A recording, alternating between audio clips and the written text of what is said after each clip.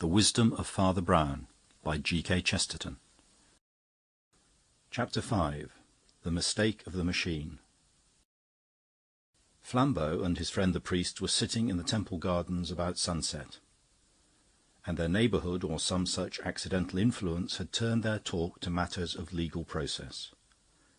From the problem of the licence in cross-examination their talk strayed to Roman and medieval torture, to the examining magistrate in France, and the third degree in America. "I've been reading," said Flambeau, "of this new psychometric method they talk about so much, especially in America. You know what I mean. They put a pulsometer on a man's wrist and judge by how his heart goes at the pronunciation of certain words. What do you think of it?" "I think it's very interesting," replied Father Brown. "It reminds me of that interesting idea in the Dark Ages that blood would flow from a corpse if the murderer touched it." "Do you really mean," demanded his friend, "that you think the two methods are equally valuable?" "I think them equally valueless," replied Brown. "Blood flows, fast or slow, in dead folk or living, for so many more million reasons than we can ever know. Blood will have to flow very funnily. Blood will have to flow up the Matterhorn before I will take it as a sign that I am to shed it." "The method," remarked the other, "has been guaranteed by some of the greatest American men of science." "What sentimentalists men of science are!" exclaimed Father Brown. "And how much more sentimental must American men of science be? Who but a Yankee would think of proving anything from heart-throbs? Why, they must be as sentimental as a man who thinks a woman is in love with him if she blushes. That's a test from the circulation of the blood, discovered by the immortal Harvey, and a jolly rotten test, too." "But surely," insisted Flambeau, "it might point pretty straight at something or other." "There's a disadvantage in a stick pointing straight," answered the other. "What is it? Why, the other end of the stick always points the opposite way. It depends whether you get hold of the stick by the right end. I saw the thing done once, and I've never believed in it since."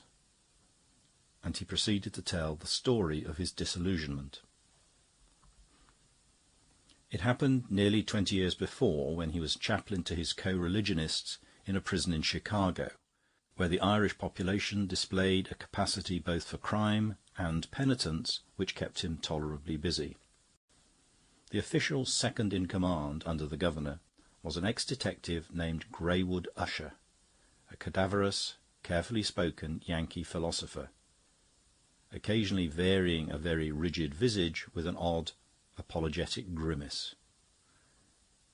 He liked Father Brown in a slightly patronising way, and Father Brown liked him, though he heartily disliked his theories. His theories were extremely complicated, and were held with extreme simplicity.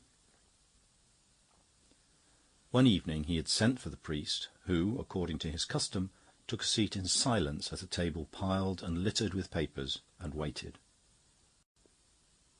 The official selected from the papers a scrap of newspaper cutting, which he handed across to the cleric, who read it gravely.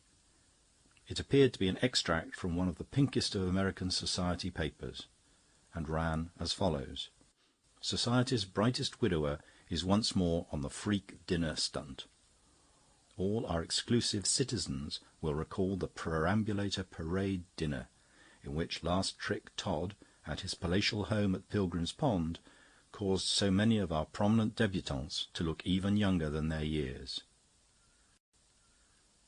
Equally elegant, and more miscellaneous and large-hearted in social outlook, was last trick's show the year previous, the popular Cannibal Crush Lunch, at which the confections handed round were sarcastically moulded in the forms of human arms and legs, and during which more than one of our gayest mental gymnasts was heard offering to eat his partner. The witticism which will inspire this evening is as yet in Mr. Todd's pretty reticent intellect, or locked in the jewelled bosoms of our city's gayest leaders. But there is talk of a pretty parody of the simple manners and customs at the other end of society's scale. This will be all the more telling as hospitable Todd is entertaining in Lord Falconroy, the famous traveller, a true-blooded aristocrat fresh from England's oak groves. Lord Fauconroy's travels began before his ancient feudal title was resurrected. He was in the Republic in his youth, and fashion murmurs a sly reason for his return. Miss Etta Todd is one of our deep-souled New Yorkers, and comes into an income of nearly $1,200 million. "Well," asked Usher, "does that interest you?" "My words rather fail me," answered Father Brown. "I cannot think at this moment of anything in this world that would interest me less. And unless the just anger of the Republic is at last going to electrocute journalists for writing like that, I don't quite see why it should interest you either." "Ah," said Mr. Usher dryly, and handing across another scrap of newspaper. "Well, does that interest you?" The paragraph was headed, "Savage Murder of a Warder. Convict Escapes," and ran: "Just before dawn this morning, a shout for help was heard in the convict settlement at Sequa in this state. The authorities, hurrying in the direction of the cry, found the corpse of the warder who patrols the top of the north wall of the prison, the steepest and most difficult exit, for which one man has always been found sufficient. The unfortunate officer had, however, been hurled from the high wall, his brains beaten out as with a club, and his gun was missing. Further inquiries showed that one of the cells was empty. It had been occupied by a rather sullen ruffian giving his name as Oscar Rian. He was only temporarily detained for some comparatively trivial assault, but he gave everyone the impression of a man with a black past and a dangerous future. Finally, when daylight had fully revealed the scene of murder, it was found that he had written on the wall above the body a fragmentary sentence, apparently with a finger dipped in blood. This was self-defence, and he had the gun. I meant no harm to him or any man but one. I am keeping the bullet for Pilgrim's Pond. Signed, O.R. A man must have used most fiendish treachery or most savage and amazing bodily daring to have stormed such a wall in spite of an armed man." "Well, the literary style is somewhat improved," admitted the priest cheerfully, "but still I don't see what I can do for you. I should cut a poor figure with my short legs running about this state after an athletic assassin of that sort. I doubt whether anybody could find him. The convict settlement at Sequa is 30 miles from here. The country between is wild and tangled enough, and the country beyond, where he will surely have the sense to go, is a perfect no-man's land, tumbling away to the prairies. He may be in any hole or up any tree." "He isn't in any hole," said the governor. "He isn't up any tree." "Why, how do you know?" asked Father Brown, blinking. "Would you like to speak to him?" inquired Usher. Father Brown opened his innocent eyes wide. "He's here!" he exclaimed. "Why, how did your men get hold of him?" "I got hold of him myself," drawled the American, rising and lazily stretching his lanky legs before the fire. "I got hold of him with the crooked end of a walking stick. Don't look so surprised. I really did. You know I sometimes take a turn in the country lanes outside this dismal place. Well, I was walking early this evening up a steep lane with dark hedges and grey-looking ploughed fields on both sides, and a young moon was up and silvering the road. By the light of it I saw a man running across the field towards the road, running with his body bent and at a good mile-race trot. He appeared to be much exhausted, but when he came to the thick black hedge he went through it as if it were made of spiders' webs. Or rather, for I heard the strong branches breaking and snapping like bayonets, as if he himself were made of stone. In the instant in which he appeared up against the moon, crossing the road, I slung my hooked cane at his legs, tripping him and bringing him down. Then I blew my whistle, long and loud, and our fellows came running up to secure him." "It would have been rather awkward," remarked Brown, "if you had found he was a popular athlete practising a mile race." "He was not," said Usher grimly. "We soon found out who he was, but I had guessed it with the first glint of the moon on him." "You thought it was the runaway convict," observed the priest simply, "because you had read in the newspaper cutting that morning that a convict had run away." "I had somewhat better grounds," replied the governor coolly.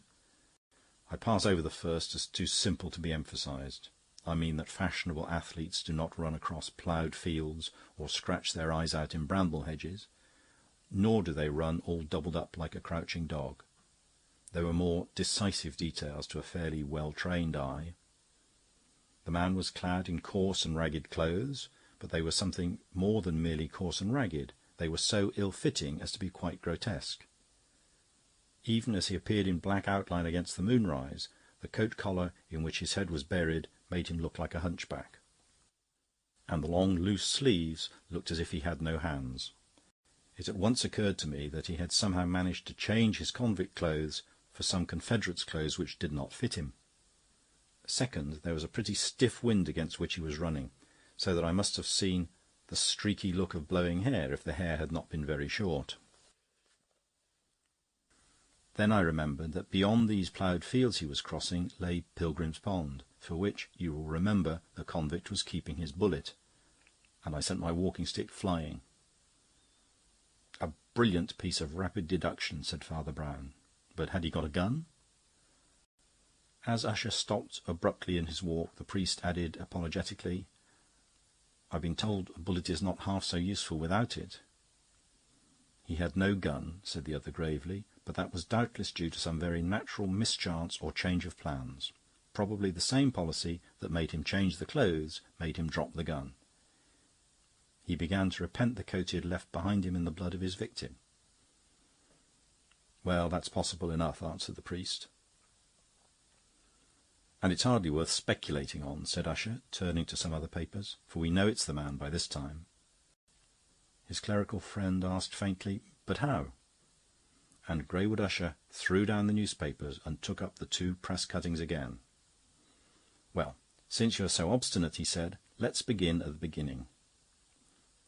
You will notice that these 2 cuttings have only one thing in common, which is the mention of Pilgrim's Pond, the estate, as you know, of the millionaire Ireton Todd. You also know that he's a remarkable character, one of those that rose on stepping-stones of our dead selves to higher things," assented his companion. "Yes, I know that. Petroleum, I think." "Anyhow," said Usher, "last trick Todd counts for a great deal in this rum affair."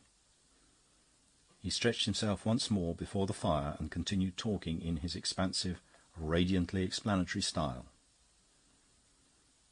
"To begin with, on the face of it, there is no mystery here at all. It is not mysterious, it is not even odd, that a jail-bird should take his gun to Pilgrim's Pond.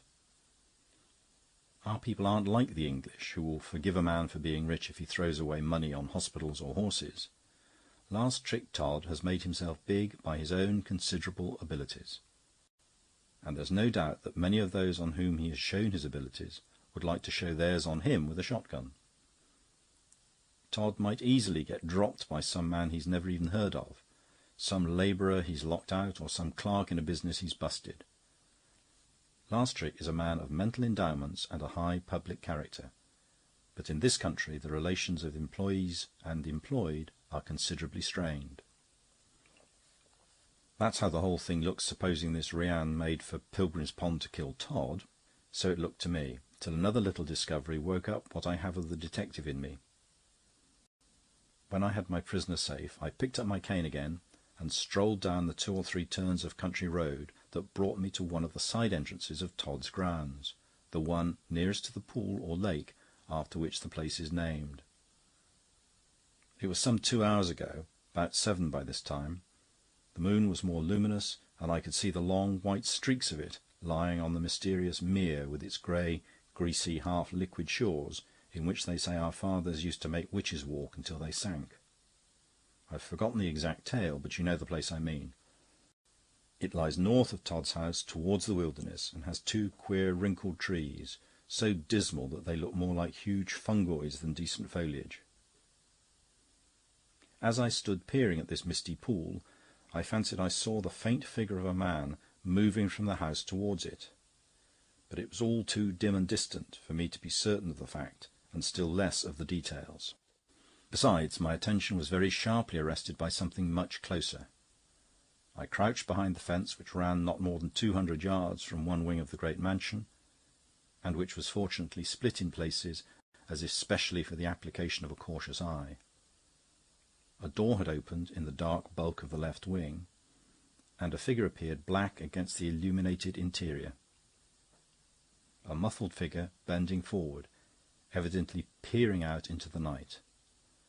It closed the door behind it, and I saw it was carrying a lantern, which threw a patch of imperfect light on the dress and figure of the wearer.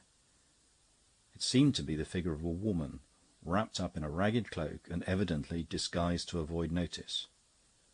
There was something very strange about the rags and the furtiveness in a person coming out of those rooms lined with gold. She took cautiously the curved garden path, which brought her within 100 yards of me. Then she stood up for an instant on the terrace of turf that looks towards the slimy lake, and holding her flaming lantern above her head, she deliberately swung it 3 times to and fro, as for a signal. As she swung it the second time, a flicker of its light fell for a moment on her own face, a face that I knew. She was unnaturally pale, and her head was bundled in her borrowed plebeian shawl, but I am certain it was Etta Todd, the millionaire's daughter. She retraced her steps in equal secrecy, and the door closed behind her again. I was about to climb the fence and follow, when I realised that the detective fever that had lured me into the adventure was rather undignified, and that in a more authoritative capacity I already held all the cards in my hand. I was just turning away when a new noise broke on the night. A window was thrown up in one of the upper floors, but just round the corner of the house so that I could not see it, and a voice of terrible distinctness was heard shouting across the dark garden to know where Lord Fauconroy was, for he was missing from every room in the house. There was no mistaking that voice. I've heard it on many political platform or meeting of directors. It was Ayrton Todd himself. Some of the others seemed to have gone to the lower windows or onto the steps, and were calling up to him that Fauconroy had gone for a stroll down to the Pilgrim's Pond an hour before, and could not be traced since. Then Todd cried, "Mighty murder!" and shut down the window violently, and I could hear him plunging down the stairs inside. Repossessing myself of my former and wiser purpose, I whipped out of the way of the general search that must follow, and returned here not later than 8 o'clock. I now ask you to recall that little society paragraph which seemed to you so painfully lacking in interest. If the convict was not keeping the shot for Todd, as he evidently wasn't, it is most likely that he was keeping it for Lord Fauconroy. And it looks as if he had delivered the goods. No more handy place to shoot a man than in the curious geological surroundings of that pool, where a body thrown down would sink through thick slime to a depth practically unknown. Let us suppose, then, that our friend with the cropped hair came to kill Fauconroy and not Todd. But, as I have pointed out, there are many reasons why people in America might want to kill Todd. There is no reason why anybody in America should want to kill an English lord newly landed, except for the one reason mentioned in the pink paper, that the lord is paying his attentions to the millionaire's daughter. Our crop-haired friend, despite his ill-fitting clothes, must be an aspiring lover. I know the notion will seem to you jarring and even comic, but that's because you're English. It sounds to you like saying the Archbishop of Canterbury's daughter will be married in St. George's, Hanover Square, to a crossing sweeper on ticket leave. You don't do justice to the climbing and aspiring power of our more remarkable citizens. You see a good-looking grey-haired man in evening dress with a sort of authority about him, and you know he is a pillar of the state, and you fancy he had a father. You are in error. You do not realise that a comparatively few years ago he may have been in a tenement, or, quite likely, in a jail. You don't allow for our national buoyancy and uplift. Many of our most influential citizens have not only risen recently, but risen comparatively late in life. Todd's daughter was fully 18 when her father first made his pile, so there isn't really anything impossible in her having a hanger-on in low life, or even in her hanging on to him, as I think she must be doing to judge by the lantern business. If so, the hand that held the lantern may not be unconnected with the hand that held the gun. This case, sir, will make a noise." "Well," said the priest patiently, "and what did you do next?" "I reckon you'll be shocked," replied Greywood Usher, "as I know you don't cotton to the march of science in these matters. I am given a good deal of discretion here, and perhaps take a little more than I am given. And I thought it was an excellent opportunity to test that psychometric machine I told you about. Now, in my opinion, that machine can't lie." "No machine can lie," said Father Brown, "nor can it tell the truth." "It did in this case, as I'll show you," went on Usher positively. "I sat the man in the ill-fitting clothes in a comfortable chair, and simply wrote words on a blackboard. And the machine simply recorded the variations of his pulse, and I simply observed his manner. The trick is to introduce some word connected with the supposed crime in a list of words connected with something quite different, yet a list in which it occurs quite naturally. Thus I wrote heron and eagle and owl, and when I wrote falcon, he was tremendously agitated, and when I began to make an R at the end of the word, that machine just bounded. Who else in this republic has any reason to jump at the name of a newly arrived Englishman like Falconroy, except the man who shot him?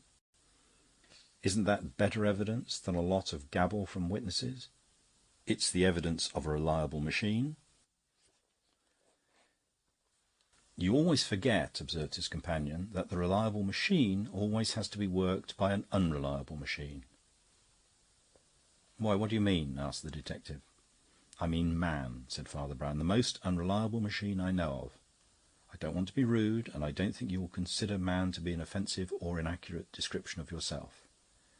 You say you observed his manner. But how do you know you observed it right? You say the words have to come in a natural way. But how do you know that you did it naturally? How do you know, if you come to that he did not observe your manner? Who is to prove that you were not tremendously agitated? There was no machine tied onto your pulse." "I tell you," cried the American in the utmost excitement, "I was as cool as a cucumber." "Criminals also can be as cool as cucumbers," said Brown with a smile, "and almost as cool as you." "Well, this one wasn't," said Usher, throwing the papers about. "Oh, you make me tired." "I'm sorry," said the other. "I only point out what seems a reasonable possibility. If you could tell by his manner when the word that might hang him had come, why shouldn't he tell from your manner that the word that might hang him was coming? I should ask for more than words myself before I hanged anybody." Usher smote the table and rose in a sort of angry triumph. "And that," he cried, "is just what I'm going to give you. I tried the machine first, just in order to test the thing in other ways afterwards, and the machine, sir, is right."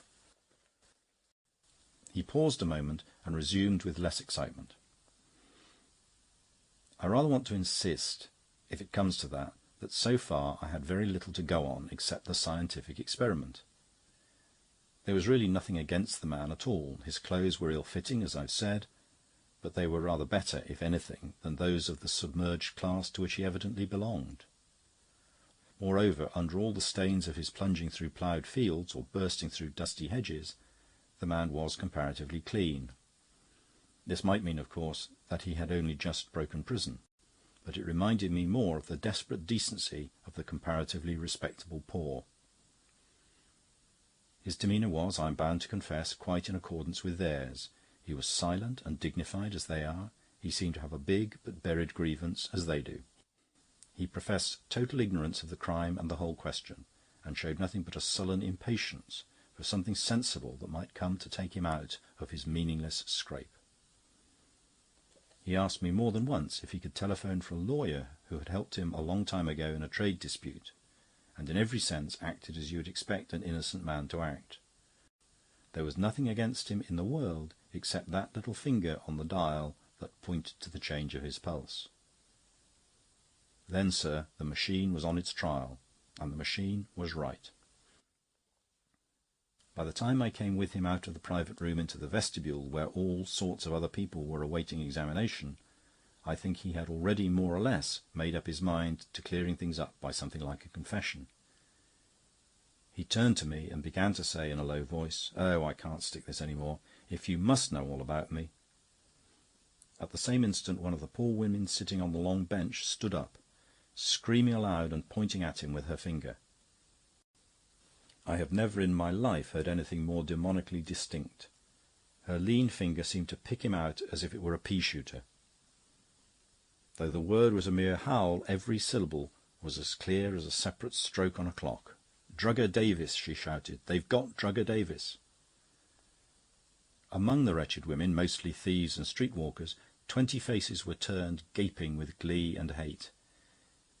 If I had never heard the words, I should have known by the very shock upon his features that the so-called Oscar Rian had heard his real name. But I am not quite so ignorant, you may be surprised to hear. Drugger Davis was one of the most terrible and depraved criminals that ever baffled our police. It is certain that he had done murder more than once, long before his exploit with the warder. But he was never entirely fixed for it, curiously enough because he did it in the same manner as those milder or meaner crimes for which he was fixed pretty often. He was a handsome, well-bred-looking brute, as he still is to some extent, and he used mostly to go about with barmaids or shop-girls and do them out of their money. Very often, though, he went a good deal farther, and they were found drugged with cigarettes or chocolates and their whole property missing. Then came one case where the girl was found dead, but deliberation could not quite be proved, and, what was more practical still, the criminal could not be found. I heard a rumour of his having reappeared somewhere in the opposite character this time, lending money instead of borrowing it. But still to such poor widows as he might personally fascinate, but still with the same bad result for them. Well, there is your innocent man, and there is his innocent record. Even, since then, 4 criminals and 3 warders have identified him and confirmed the story. Now, what have you got to say to my poor little machine after that? Hasn't the machine done for him? Or do you prefer to say that the women and I have done for him? "As to what you've done for him," replied Father Brown, rising and shaking himself in a floppy way, "you've saved him from the electrical chair. I don't think they can kill Drugger Davis on that old vague story of the poison. And as for the convict who killed the warder, I suppose it's obvious that you haven't got him. Mr. Davis is innocent of that crime, at any rate." "What do you mean?" demanded the other. "Why should he be innocent of that crime?" "Why, bless us all," cried the small man in one of his rare moments of animation. "Why, because he's guilty of the other crimes. I don't know what you people are made of. You seem to think that all sins are kept together in a bag. You talk as if a miser on Monday were always a spendthrift on Tuesday. You tell me that this man you have here spent weeks and months wheedling needy women out of small sums of money, that he used a drug at best and a poison at the worst, that he turned up afterwards as the lowest kind of money-lender and cheated most poor people in the same patient and pacific style. Let it be granted, let us admit, for the sake of argument, that he did all this. If that is so, I'll tell you what he didn't do. He didn't storm a spiked wall against a man with a loaded gun. He didn't write on the wall with his own hand to say he had done it. He didn't stop to state that his justification was self-defence. He didn't explain that he had no quarrel with the poor warder. He didn't name the house of the rich man to which he was going with the gun. He didn't write his own initials in a man's blood. Saints alive, can't you see the whole character is different in good and evil? Why, you don't seem to be like I am a bit. One would think you'd never had any vices of your own." The amazed American had already parted his lips in protest when the door of his private and official room was hammered and rattled in an unceremonious way to which he was totally unaccustomed. The door flew open. The moment before, Greywood Usher had been coming to the conclusion that Father Brown might possibly be mad. The moment after, he began to think he was mad himself.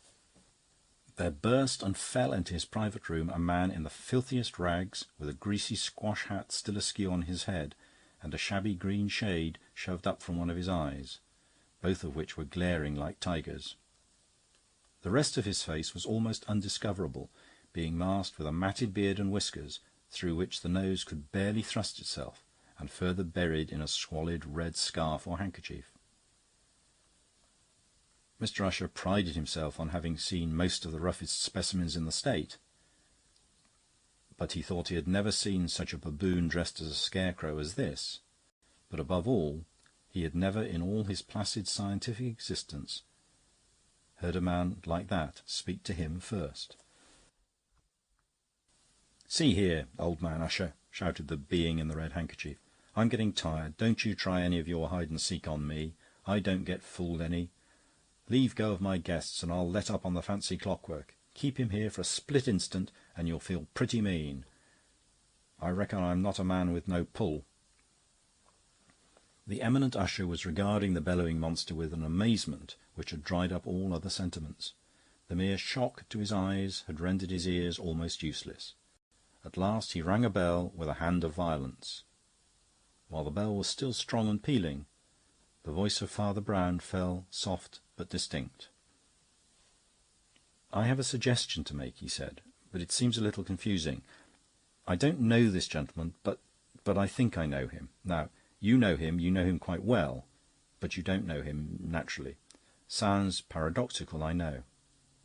"I reckon the cosmos is cracked," said Usher, and fell asprawl in his round office chair.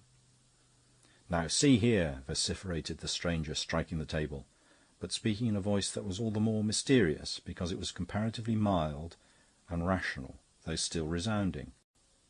"I won't let you in. I want—" "Who in hell are you?" yelled Usher, suddenly sitting up straight. "I think the gentleman's name is Todd," said the priest. Then he picked up the pink slip of newspaper. "I fear you don't read the society papers properly," he said, and began to read out in a monotonous voice. "Or locked in the jewelled bosoms of our city's gayest leaders, but there is talk of a petty parody of the manners and customs of the other end of society's scale. There's been a big slum dinner up at Pilgrim's Pond tonight, and a man, one of the guests, disappeared. Mr. Ireton Todd is a good host and has tracked him here, without even waiting to take off his fancy dress." "What do you mean?" "I mean the man with comically ill-fitting clothes you saw running across the ploughed field. Hadn't you better go and investigate him? He will be rather impatient to get back to his champagne, from which he ran away in such a hurry when the convict with the gun hove in sight." "Do you seriously mean—" began the official. "Why, look here, Mr. Usher," said Father Brown quietly, "you said the machine couldn't make a mistake, and in one sense it didn't. But the other machine did, the machine that worked it. You assumed that the man in rags jumped at the name of Lord Falconroy because he was Lord Falconroy's murderer. He jumped at the name of Lord Falconroy because he is Lord Falconroy." "Then why the blazes didn't he say so?" demanded the staring Usher. "He felt his plight and recent panic were hardly patrician," replied the priest, "so he tried to keep the name back at first. But he was just going to tell it you when—" and Father Brown looked down at his boots, "when a woman found another name for him." "But you can't be so mad as to say," said Greywood Usher, very white, "that Lord Falconroy was Drugger Davis." The priest looked at him very earnestly, but with a baffling and undecipherable face. "I'm not saying anything about it," he said. "I leave all the rest to you. Your pink paper says that the title was recently revived for him. But those papers are very unreliable. It says he was in the States in youth, but the whole story seems very strange. Davis and Falconroy are both pretty considerable cowards, but so are lots of men. I would not hang a dog on my opinion about this, but I think," he went on softly and reflectively, "I think you Americans are too modest. I think you idealise the English aristocracy, even in assuming it to be so aristocratic. You see a good-looking Englishman in evening dress, you know he's in the House of Lords, and you fancy he has a father. You don't allow for our national buoyancy and uplift. Many of our most influential noblemen have not only risen recently, but—" "Oh, stop it!" cried Greywood Usher, wringing one lean hand in impatience against a shade of irony in the other's face. "Don't stay talking to this lunatic," cried Todd brutally. "Take me to my friend." Next morning Father Brown appeared with the same demure expression, carrying yet another piece of pink newspaper. "I'm afraid you neglect the fashionable press rather," he said, "but this cutting may interest you." Usher read the headlines. Last Trick's strayed revellers. Mirthful incident near Pilgrim's Pond. The paragraph went on. A laughable occurrence took place outside Wilkinson's motor garage last night. A policeman on duty had his attention drawn by larrikins to a man in prison dress who was stepping with considerable coolness into the steering seat of a pretty high-toned Panhard. He was accompanied by a girl wrapped in a ragged shawl. On the police interfering, the young woman threw back her shawl, and all recognised millionaire Todd's daughter, who had just come from the slum freak dinner at the pond, where all the choicest guests were in a similar déshabille. She and the gentleman, who had donned prison uniform, were going for the customary joy-ride. Under the pink slip, Mr. Usher found a strip of a later paper headed "Astounding Escape of Millionaire's Daughter with Convict." She had arranged freak dinner, now safe in... Mr. Greenwood Usher lifted his eyes, but Father Brown was gone. Chapter 6. The Head of Caesar.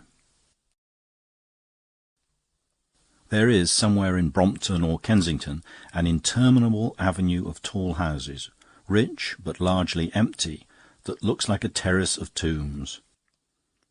The very steps up to the dark front doors seem as steep as the side of pyramids. One would hesitate to knock at the door, lest it should be opened by a mummy. But a yet more depressing feature in the grey façade is its telescopic length and changeless continuity. The pilgrim walking down it begins to think he will never come to a break or a corner. But there is one exception, a very small one, but hailed by the pilgrim almost with a shout. There is a sort of mews between two of the tall mansions, a mere slit like the crack of a door by comparison with the street, but just large enough to permit a pygmy ale-house or eating-house, still allowed by the rich to their stable servants, to stand in the angle. There is something cheery in its very dinginess, and something free and elfin in its very insignificance. At the feet of those grey stone giants it looks like a lighted house of dwarves. Anyone passing the place during a certain autumn evening, itself almost fairy-like, might have seen a hand pull aside the red half-blind, which, along with some large white lettering, half hid the interior from the street, and a face peer out not unlike a rather innocent goblin's. It was, in fact, the face of one with the harmless human name of Brown, formerly priest of Cobhole in Essex, and now working in London. His friend Flambeau, a semi-official investigator, was sitting opposite him and making his last notes of a case he had cleared up in the neighbourhood. They were sitting at a small table, close up to the window, when the priest pulled the curtain back and looked out. He waited till a stranger in the street had passed the window, to let the curtain fall into its place again. Then his round eyes rolled to the large white lettering on the window above his head, and then strayed to the next table, at which sat only a navvy with beer and cheese, and a young girl with red hair and a glass of milk. Then, seeing his friend put away the pocket-book, he said softly, "If you've got 10 minutes, I wish you'd follow that man with the false nose." Flambeau looked up in surprise, but the girl with the red hair also looked up, and with something that was stronger than astonishment. She was simply and even loosely dressed in light brown sacking stuff, but she was a lady, and even, on a second glance, a rather needlessly haughty one. "The man with the false nose," repeated Flambeau. "Who's he?" "I haven't a notion," asked Father Brown. "I want you to find out. I ask it as a favour. He went down there," and he jerked his thumb over his shoulder in one of his undistinguished gestures, "and can't have passed 3 lamp-posts yet. I only want to know the direction." Flambeau gazed at his friend for some time, with an expression between perplexity and amusement, and then, rising from the table, squeezed his huge form out of the little door of the Dwarf Tavern and melted into the twilight.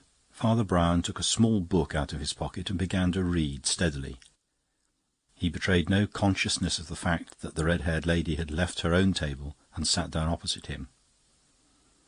At last she leaned over and said in a low, strong voice, "Why do you say that? How do you know it's false?" He lifted his rather heavy eyelids, which fluttered in considerable embarrassment. Then his dubious eye roamed again to the white lettering on the glass front of the public house. The young woman's eyes followed his and rested there also, but in pure puzzledom.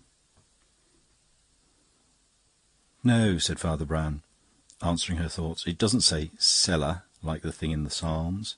I read it like that myself when I was wool-gathering just now. It says ales." "Well," inquired the staring young lady, "what does it matter what it says?" His ruminating eye moved to the girl's light canvas sleeve, round the wrist of which ran a very slight thread of artistic pattern, just enough to distinguish it from a working dress of a common woman and make it more like the working dress of a lady art student. He seemed to find much food for thought in this, but his reply was very slow and hesitant. "You see, madam," he said, "from the outside the place looks... well, it is a perfectly decent place, but ladies like you don't generally think so. They never go into such places from choice, except..."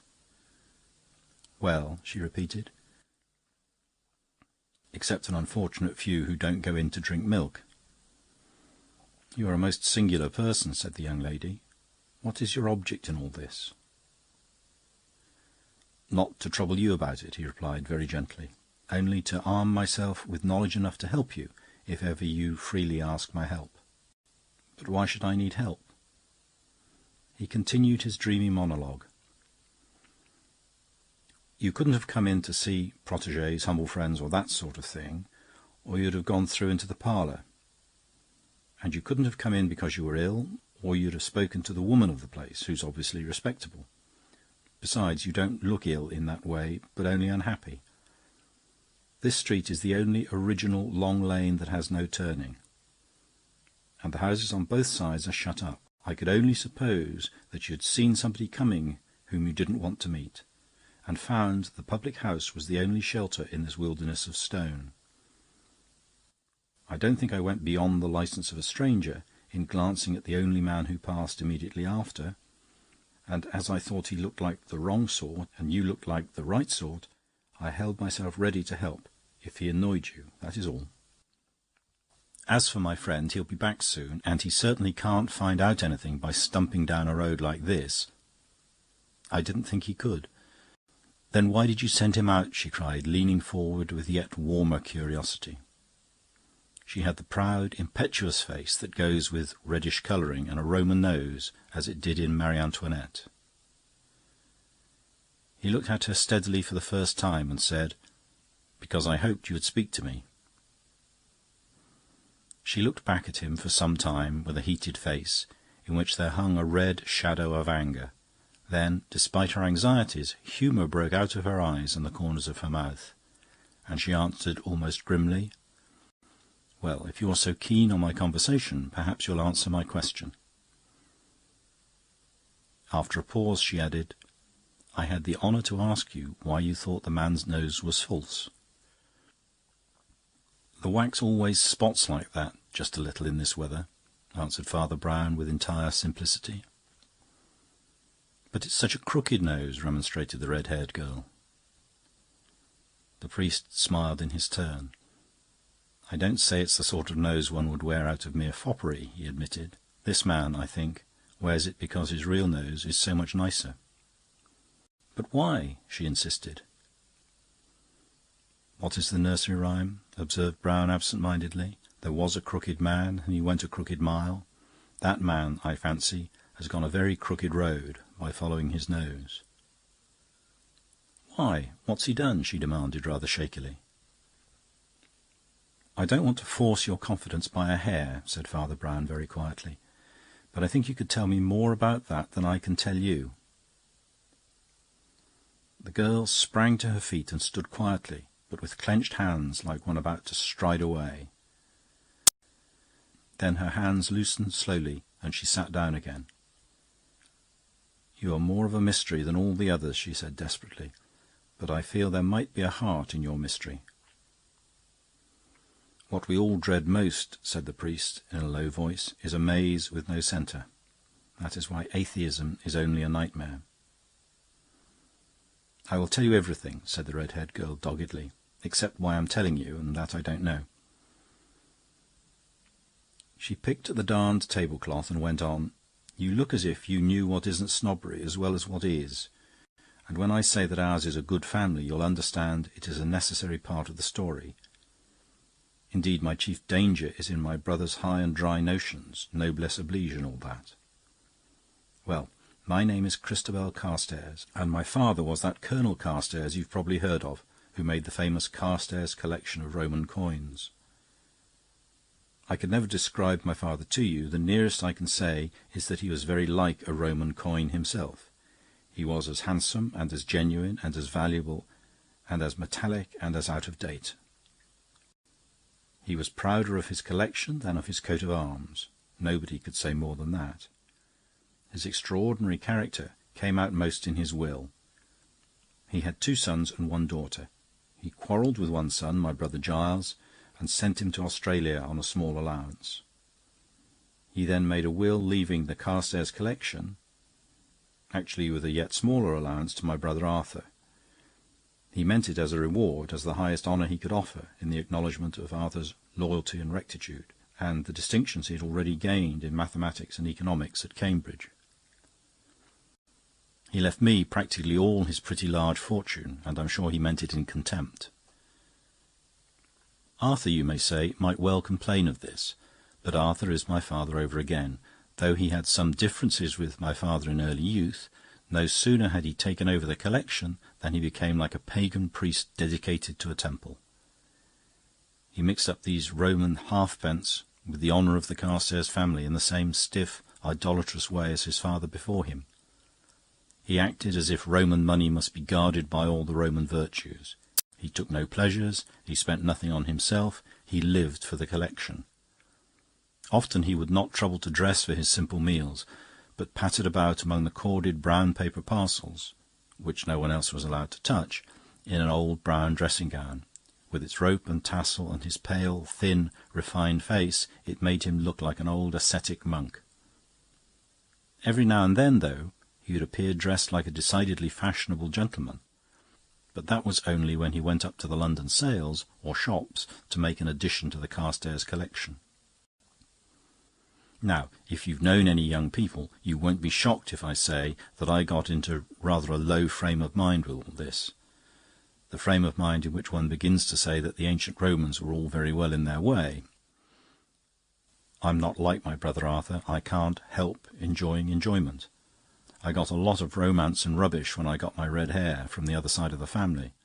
Poor Giles was the same, and I think the atmosphere of coins might count in excuse for him, though he really did wrong and nearly went to prison. But he didn't behave any worse than I did, as you shall hear. I come now to the silly part of the story.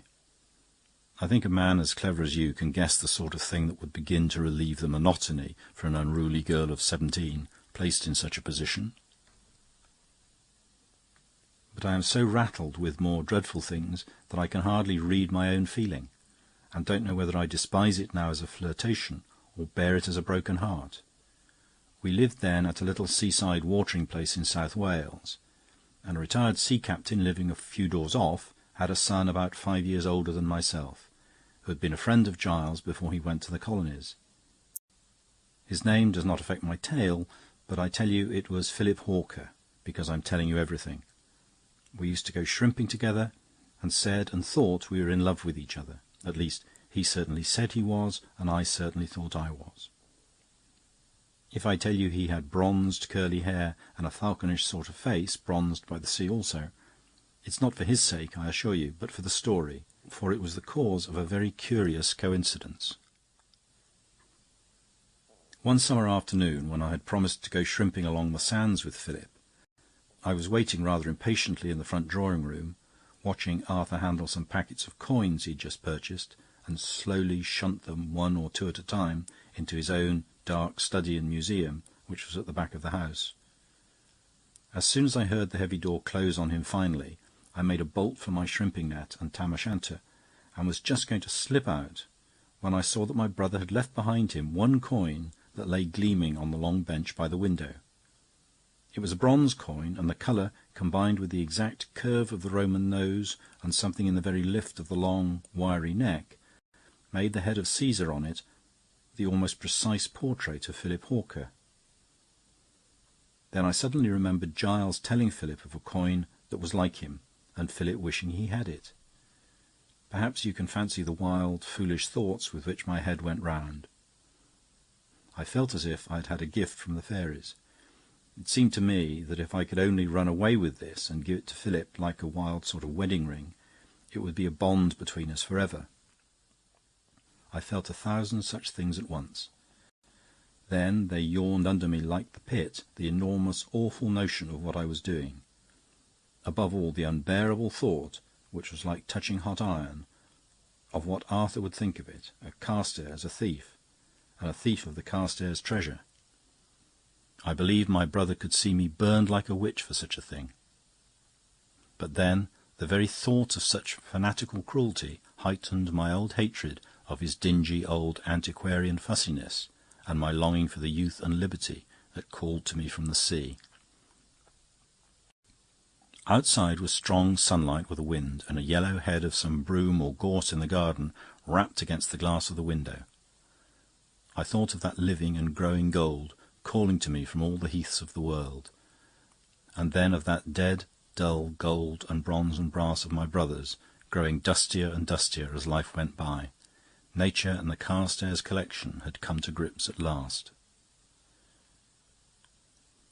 Nature is older than the Carstairs collection. As I ran down the streets to the sea, the coin clenched tight in my fist, I felt all the Roman Empire on my back, as well as the Carstairs pedigree.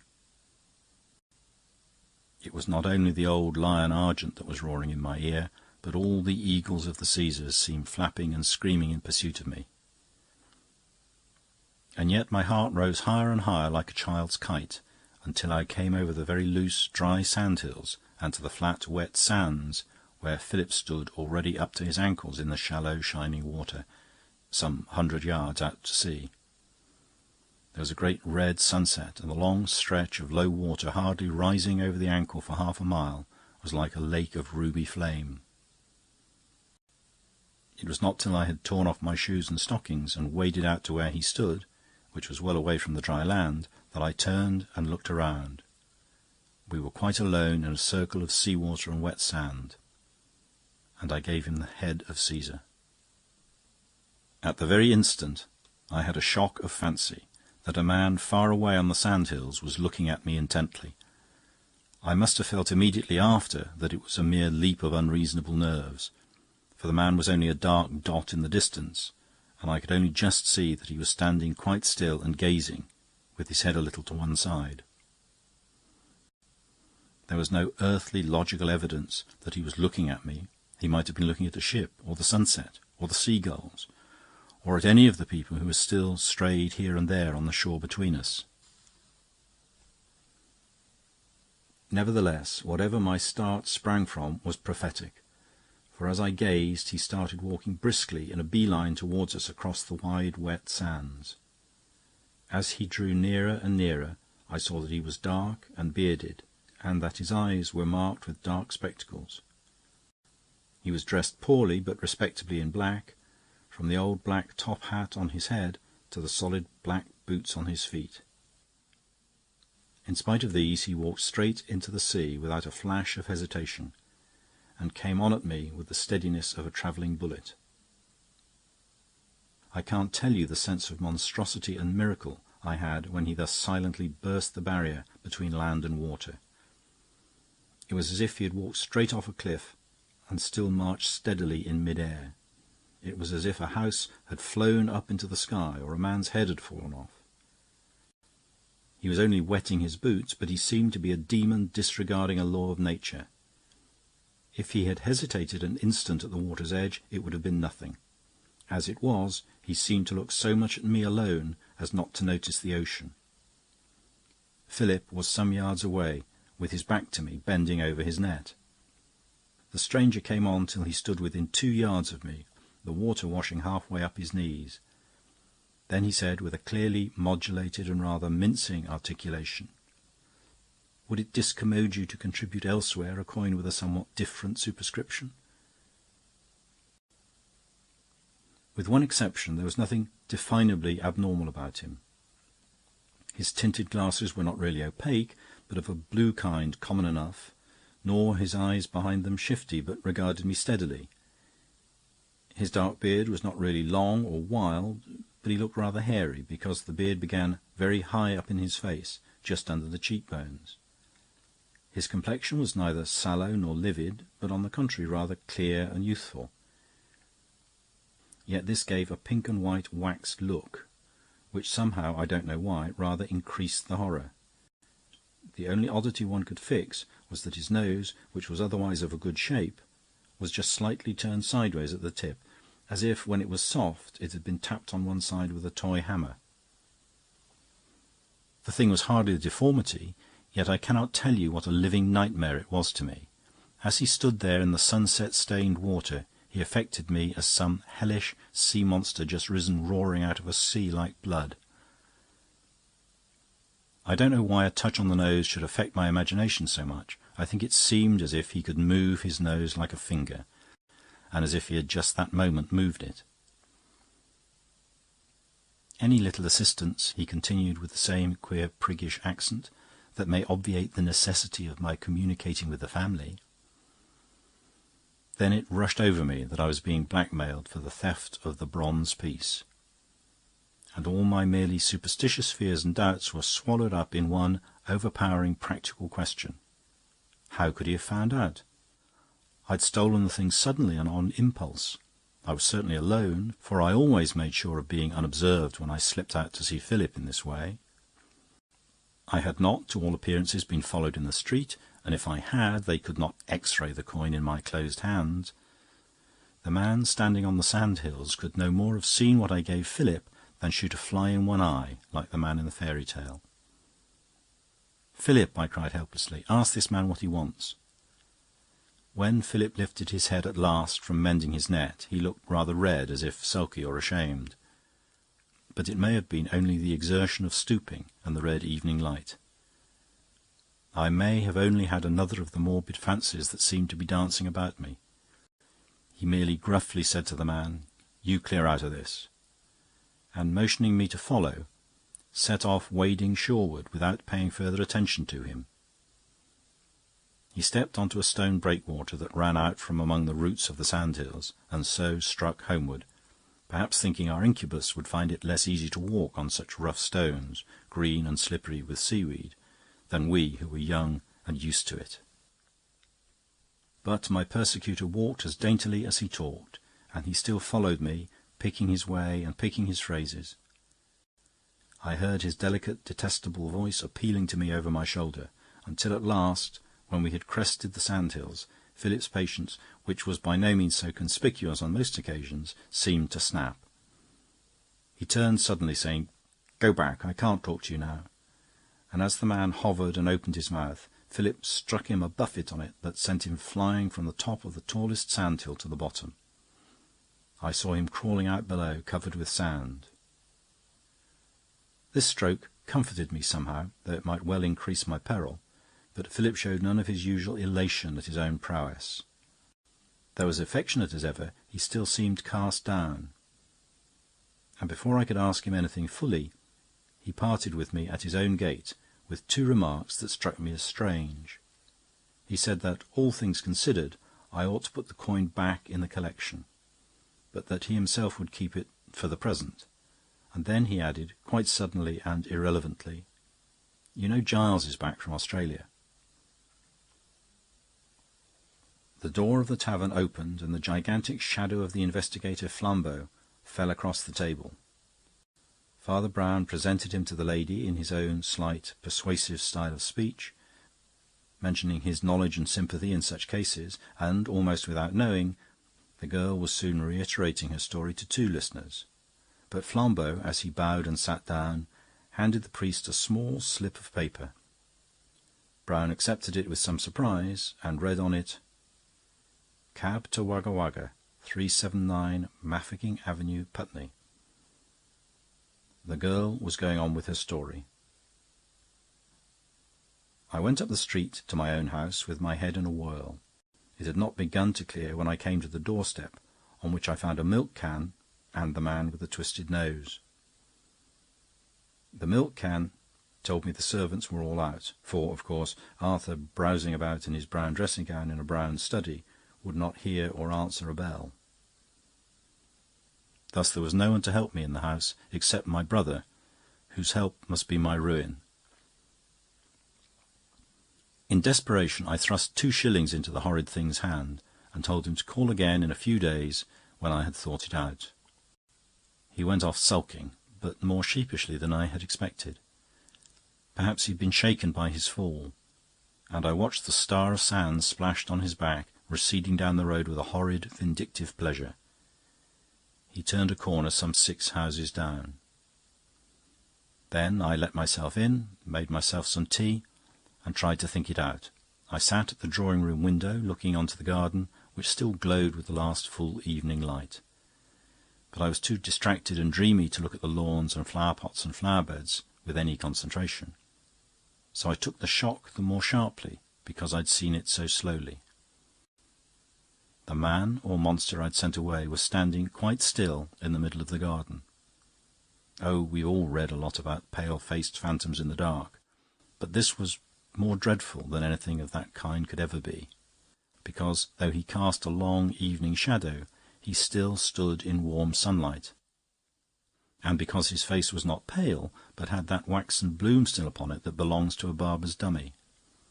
He stood quite still, with his face towards me, and I can't tell you how horrid he looked among the tulips and all those tall, gaudy, almost hothouse-looking flowers. It looked as if we'd stuck up a waxwork instead of a statue in the centre of our garden. Yet almost the instant he saw me move in the window, he turned and ran out of the garden by the back gate, which stood open, and by which he had undoubtedly entered. This renewed timidity on his part was so different from the impudence with which he had walked into the sea that I felt vaguely comforted. I fancied, perhaps, that he feared confronting Arthur more than I knew. Anyhow, I settled down at last and had a quiet dinner alone, for it was against the rules to disturb Arthur when he was rearranging the museum. And my thoughts, a little released, fled to Philip and lost themselves, I suppose. Anyhow, I was looking blankly, but rather pleasantly than otherwise, at another window, uncurtained, but by this time black as slate with the final nightfall. It seemed to me that something like a snail was on the outside of the window-pane, but when I stared harder, it was more like a man's thumb pressed on the pane. It had that curled look that a thumb has. With my fear and courage reawakened together, I rushed at the window and then recoiled with a strangled scream that any man but Arthur must have heard. For it was not a thumb, any more than it was a snail. It was the tip of a crooked nose crushed against the glass. It looked white with the pressure, and the staring face and eyes behind it were at first invisible and afterwards grey like a ghost. I slammed the shutters together somehow, rushed up to my room and locked myself in. But even as I passed, I could swear I saw a second black window with something on it that was like a snail. It might be best to go to Arthur after all. If the thing was crawling close all round the house like a cat, it might have purposes worse even than blackmail. My brother might cast me out and curse me forever, but he was a gentleman and would defend me on the spot. After 10 minutes' curious thinking, I went down, knocked on the door, and then went in, to see the last and worst sight. My brother's chair was empty, and he was obviously out, but the man with the crooked nose was sitting waiting for his return, with his hat still insolently on his head, and actually reading one of my brother's books under my brother's lamp. His face was composed and occupied, but his nose-tip still had the air of being the most mobile part of his face, as if it had just turned from left to right like an elephant's proboscis. I had thought him poisonous enough while he was pursuing and watching me, but I think his unconsciousness of my presence was more frightful still. I think I screamed loud and long, but that doesn't matter. What I did next does matter. I gave him all the money I had, including a good deal in paper, which, though it was mine, I dare say I had no right to touch. He went off at last, with hateful, tactful regrets all in long words, and I sat down feeling ruined in every sense. And yet I was saved that very night by a pure accident. Arthur had gone off suddenly to London, as he so often did, for bargains, and returned late but radiant, having nearly secured a treasure that was an added splendour even to the family collection. He was so resplendent that I was almost emboldened to confess the abstraction of the lesser gem. But he bore down all other topics with his overpowering projects. Because the bargain might still misfire at any moment, he insisted on my packing at once and going up with him to lodgings he had already taken in Fulham, to be near the curio shop in question. Thus, in spite of myself, I fled from my foe almost in the dead of night, but from Philip also. My brother was often at the South Kensington Museum, and, in order to make some sort of secondary life for myself, I paid for a few lessons at the art schools. I was coming back from them this evening when I saw the abomination of desolation walking alive down the long straight street, and the rest is as this gentleman has said. I've got only one thing to say. I don't deserve to be helped, and I don't question or complain of my punishment. It is just. It ought to have happened. But I still question, with bursting brains, how it can have happened. Am I punished by miracle? Or how can anyone but Philip and myself know I gave him a tiny coin in the middle of the sea? It is an extraordinary problem, admitted Flambeau. Not so extraordinary as the answer, remarked Father Brown rather gloomily. Miss Carstairs, will you be at home if we call at your Fulham place in an hour and a half hence? The girl looked at him, and then rose and put her gloves on. "Yes," she said, "I'll be there," and almost instantly left the place. That night the detective and the priest were still talking of the matter as they drew near the Fulham house, a tenement strangely mean even for the temporary residence of the Carstairs family. "Of course the superficial, on reflection," said Flambeau, "would think first of this Australian brother who's been in trouble before, who's come back so suddenly, and who's just the man to have shabby confederates. But I can't see how he can come into the thing by any process of thought unless—" "Well?" asked his companion patiently. Flambeau lowered his voice. "Unless the girl's lover comes in too, and he would be the blacker villain.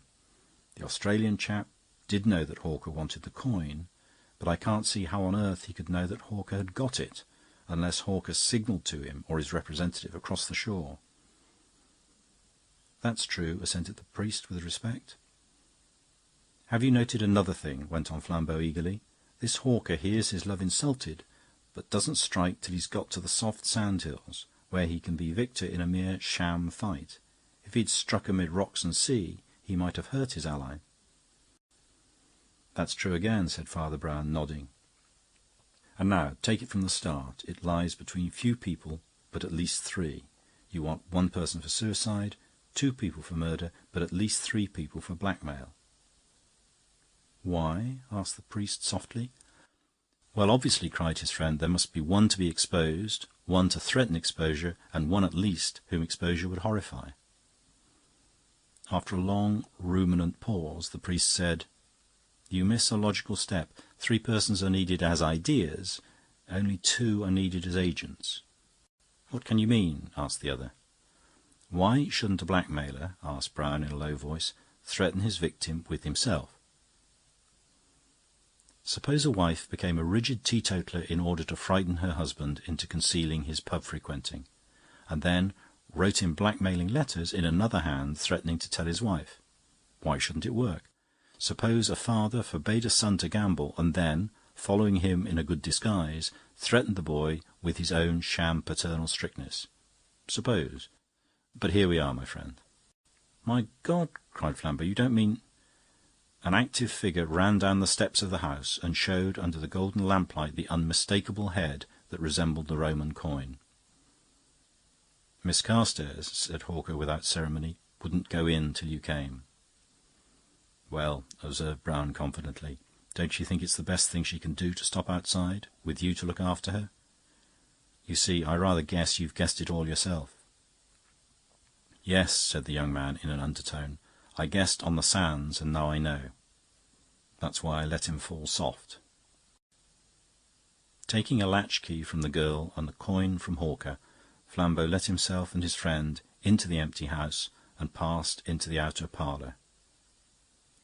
It was empty of all occupants but one. The man whom Father Brown had seen pass the tavern was standing against the wall as if at bay, unchanged, save that he had taken off his black coat and was wearing a brown dressing-gown. "We have come," said Father Brown politely, "to give back this coin to its owner." And he handed it to the man with the nose. Flambeau's eyes rolled. "Is this man a coin collector?" he asked. "This man is Mr. Arthur Carstairs," said the priest positively, "and he is a coin collector of a somewhat singular kind."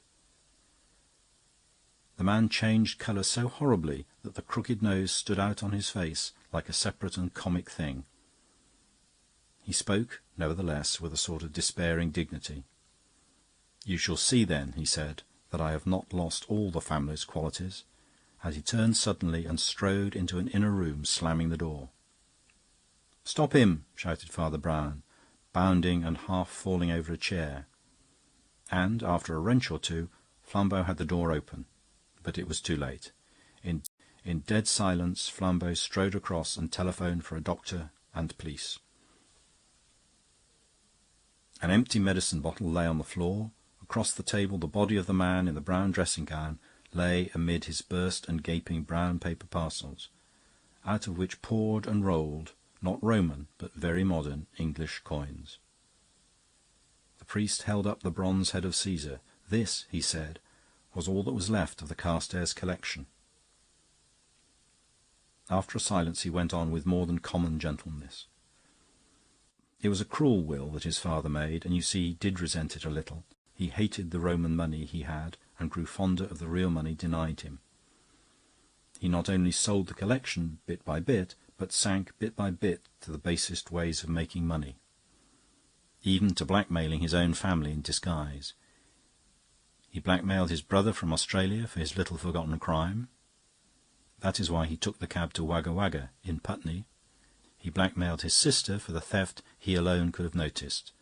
And that, by the way, is why she had that supernatural guess when he was away on the sand dunes. Mere figure and gait, however distant, are more likely to remind us of somebody than a well-made-up face quite close." There was another silence. "Well," growled the detective, "and so this great numismatist and coin collector was nothing but a vulgar miser."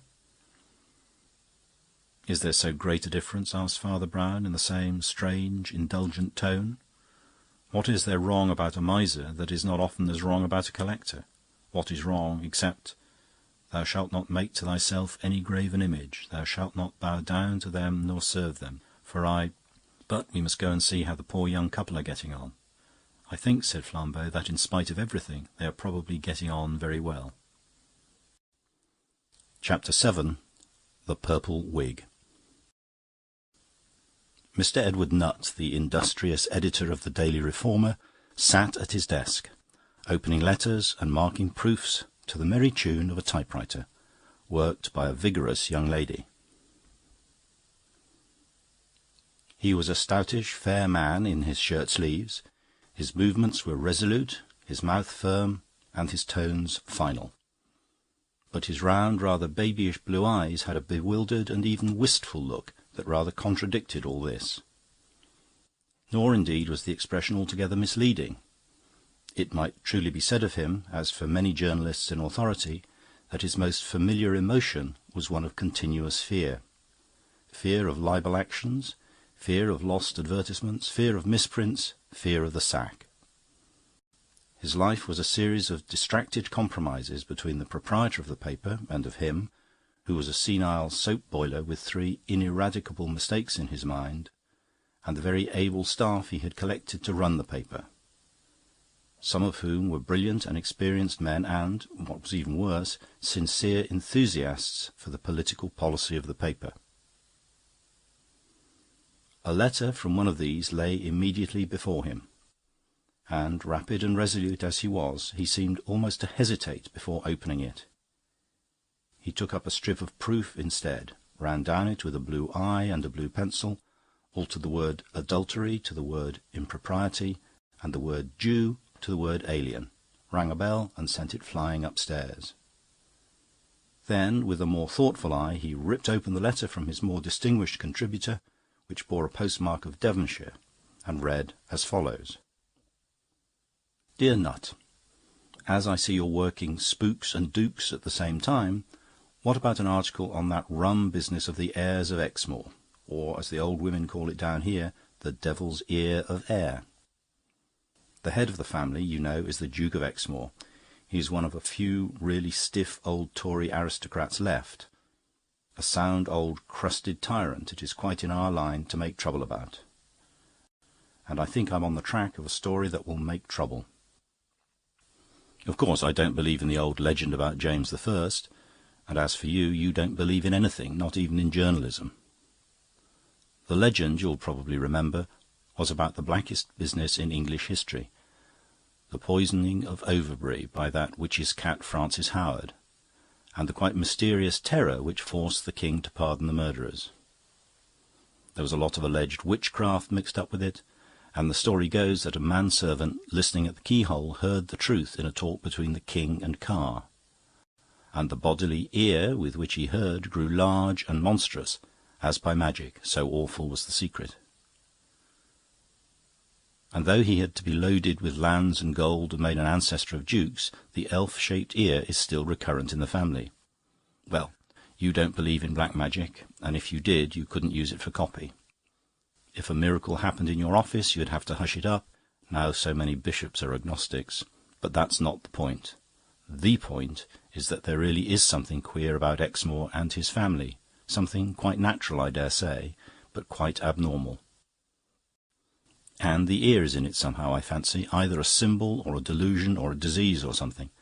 Another tradition says that cavaliers just after James I began to wear their hair long only to cover the ear of the first Lord Exmoor. This is also no doubt fanciful. The reason I point it out to you is this. It seems to me that we make a mistake in attacking aristocracy entirely for its champagne and diamonds. Most men rather admire the nobs for having a good time, but I think we surrender too much when we admit that aristocracy has made even the aristocrats happy. I suggest a series of articles pointing out how dreary, how inhuman, how downright diabolist is the very smell and atmosphere of some of these great houses. There are plenty of instances, but you couldn't begin with a better one than the ear of the heirs. By the end of the week, I think I can get you the truth about it.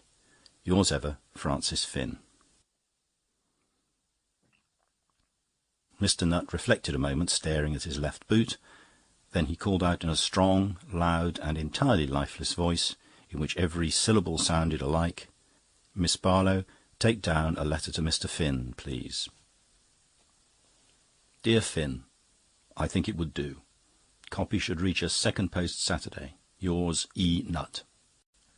This elaborate epistle he articulated as if it were all one word, and Miss Barlow rattled it down as if it were all one word. Then he took up another strip of proof and a blue pencil and altered the word supernatural to the word marvellous, and the expression shoot down to the expression repress. In such happy, healthful activities did Mr. Nutt disport himself, until the ensuing Saturday found him at the same desk, dictating to the same typist, and using the same blue pencil on the first instalment of Mr. Finn's revelations. The opening was a sound piece of slashing invective about the evil secrets of princes and despair in the high places of the earth.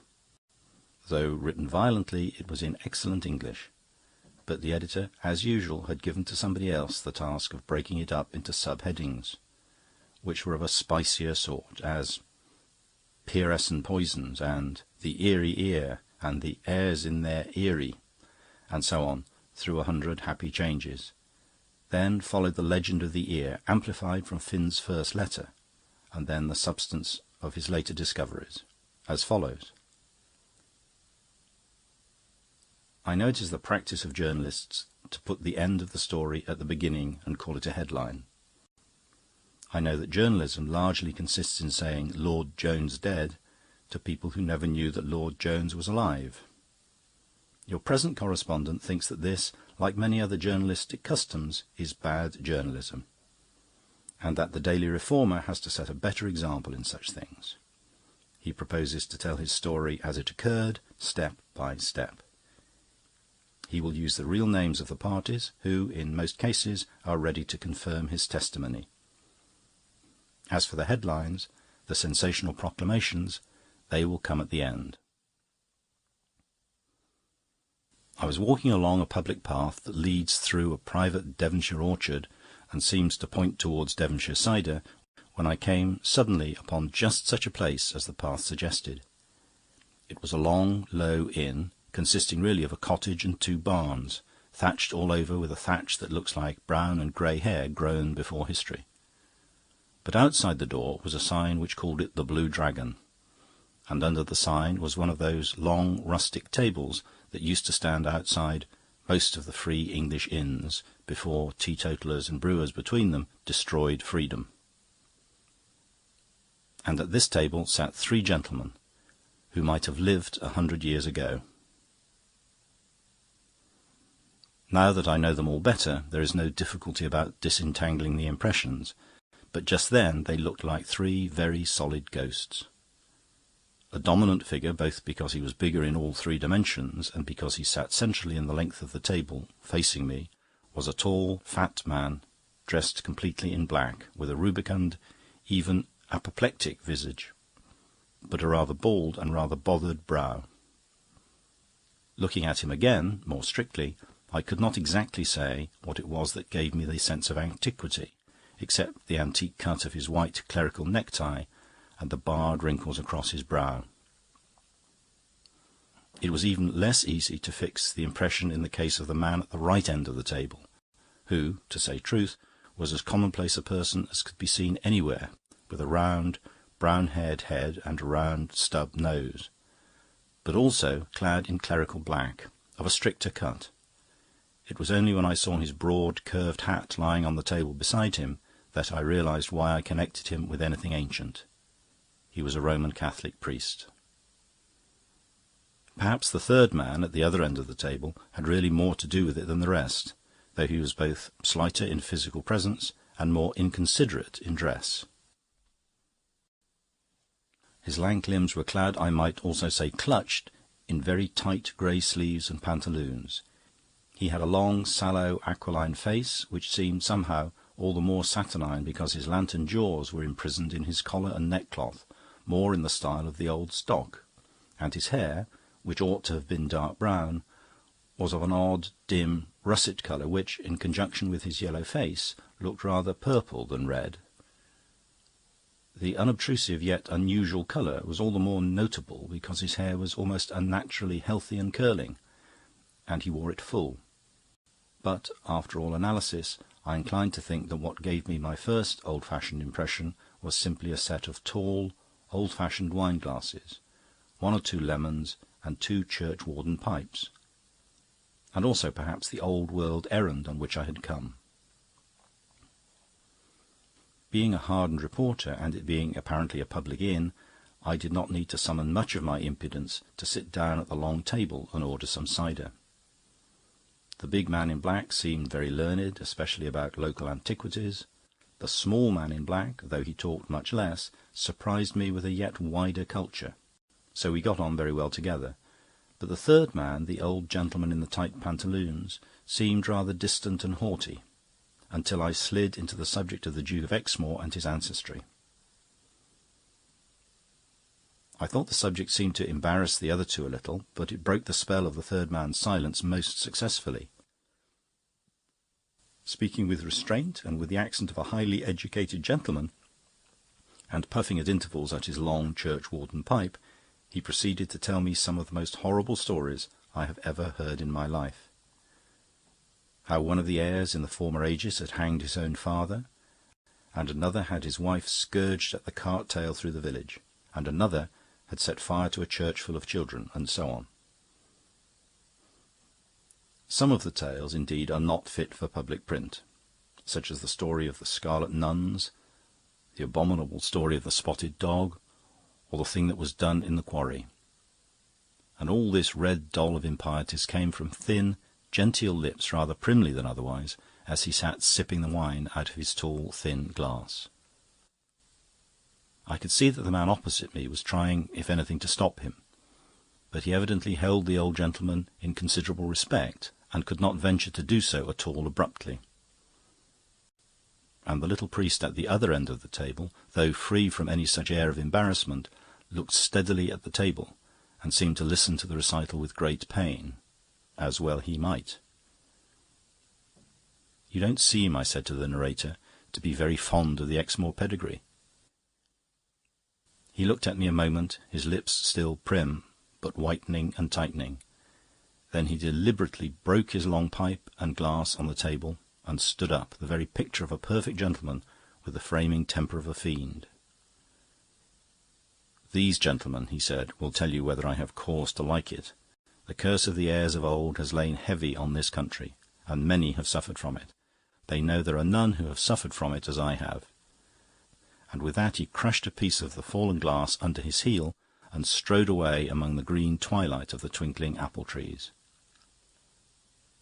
"That's an extraordinary old gentleman," I said to the other two. "Do you happen to know what the Exmoor family has done to him? Who is he?" The big man in black was staring at me with the wild air of a baffled bull. He did not at first seem to take it in. Then he said at last, "Don't you know who he is?" I reaffirmed my ignorance, and there was another silence. Then the little priest said, still looking at the table, "That's the Duke of Exmoor." Then, before I could collect my scattered senses, he added, equally quietly, but with an air of regularising things, "My friend here is Dr. Mull, the Duke's librarian. My name is Brown." "But," I stammered, "if that is the Duke, why does he damn all the old dukes like that?" "He seems really to believe," answered the priest called Brown, "that they have left a curse on him." Then he added with some irrelevance, "That's why he wears a wig." It was a few moments before his meaning dawned on me. "You don't mean that fable about the fantastic ear?" I demanded. "I've heard it, of course, but surely it must be a superstitious yarn spun out of something much simpler. I've sometimes thought it was a wild version of one of those mutilation stories. They used to crop criminals' ears in the 16th century." "I hardly think it was that," answered the little man thoughtfully. "But it is not outside ordinary science or natural law for a family to have some deformity frequently reappearing, such as one ear bigger than the other." The big librarian had buried his bald brow in his big red hands, like a man trying to think out his duty. "No," he groaned, "you do the man a wrong after all. Understand, I've no reason to defend him, or even keep faith with him. He has been a tyrant to me, as to everybody else. Don't fancy because you see him sitting here that he isn't a great lord in the worst sense of the word. He would fetch a man a mile to ring a bell a yard off, if it would summon another man 3 miles to fetch a matchbox 3 yards off. He must have a footman to carry his walking stick, a body servant to hold up his opera glasses." "But not a valet to brush his clothes," cut in the priest, with a curious dryness, "for the valet would want to brush his wig too." The librarian turned to him and seemed to forget my presence. He was strongly moved and, I think, a little heated with wine. "I don't know how you know it, Father Brown," he said, "but you're right. He lets the whole world do everything for him, except dress him. And that he insists on doing in a literal solitude like a desert. Anybody is kicked out of the house without a character who is so much as found near his dressing-room door." "He seems a pleasant old party," I remarked. "No," replied Dr. Mull quite simply, "and yet that is just what I mean by saying you are unjust to him after all. Gentlemen, the Duke does really feel the bitterness about the curse that he uttered just now. He does with sincere shame and terror hide under that purple wig something he thinks it would blast the sons of man to see. I know it is so, and I know it is not a mere natural disfigurement, like a criminal mutilation, or a hereditary disproportion in the features. I know it is worse than that, because a man told me he was present at a scene that no man could invent, where a stronger man than any of us tried to defy the secret and was scared away from it. I opened my mouth to speak, but Mull went on in oblivion of me, speaking out of the cavern of his hands. "I don't mind telling you, Father, because it's really more defending the poor Duke than giving him away.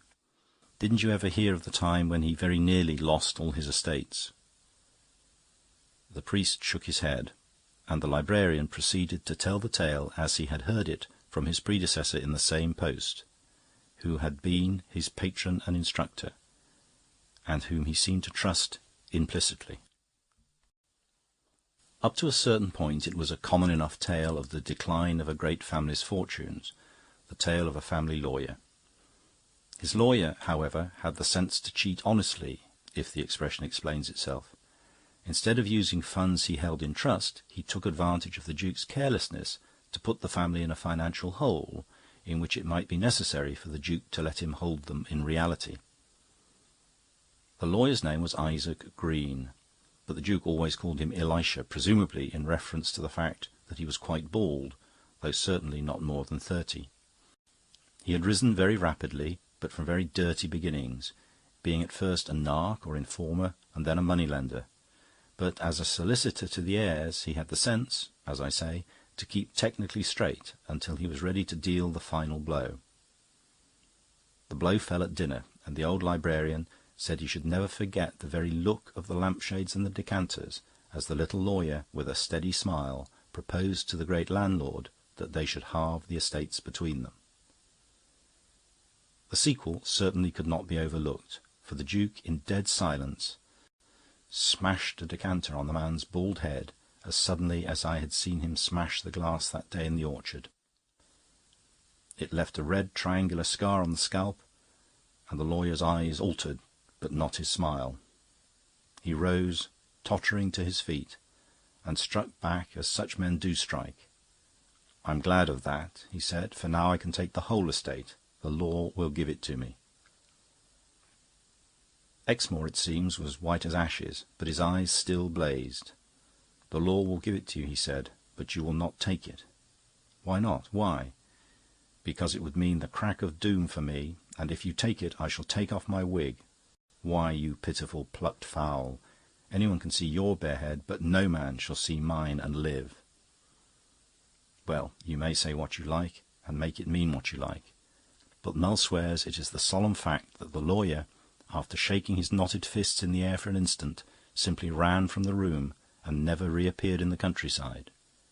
And since then Exmoor has been feared more for a warlock than even for a landlord and a magistrate.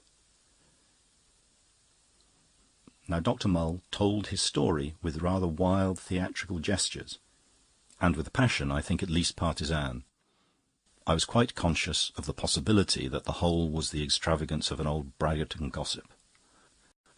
But before I end this half of my discoveries, I think it due to Dr. Mull to record that my first 2 inquiries have confirmed his story.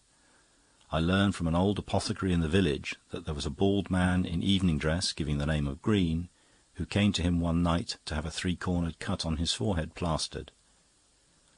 And I learnt from the legal records and old newspapers that there was a lawsuit threatened, and at least begun, by one Green against the Duke of Exmoor.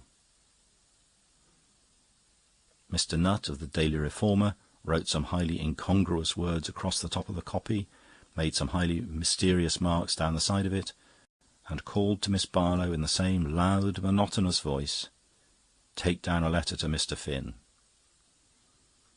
"Dear Finn, your copy will do, but I have had to headline it a bit, and our public would never stand a Romanist priest in the story. You must keep your eye on the suburbs. I've altered him to Mr. Brown, a spiritualist. Yours, E. Nutt." A day or two afterwards found the active and judicious editor examining, with blue eyes that seemed to grow rounder and rounder, the second instalment of Mr. Finn's tale of Mysteries in High Life. It began with the words, "I have made an astounding discovery. I freely confess it is quite different from anything I expected to discover, and will give a much more practical shock to the public. I venture to say, without any vanity, that the words I now write will be read all over Europe, and certainly all over America and the colonies. and yet I heard all I have to tell before I left this same little wooden table in this same little wood of apple trees. I owe it all to the small priest Brown. He's an extraordinary man. The big librarian had left the table, perhaps ashamed of his long tongue, perhaps anxious about the storm in which his mysterious master had vanished. Anyway, he betook himself heavily in the Duke's tracks through the trees. Father Brown had picked up one of the lemons and was eyeing it with an odd pleasure. "What a lovely colour a lemon is," he said. "There's one thing I don't like about the Duke's wig, the colour." "I don't think I understand," I answered.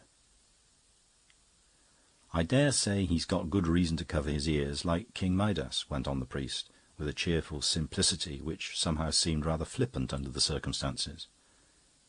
"I can quite understand that it's nicer to cover them with hair than with brass plates or leather flaps.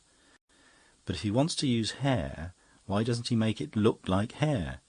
There never was a hair of that colour in this world. It looks more like a sunset cloud coming through the wood.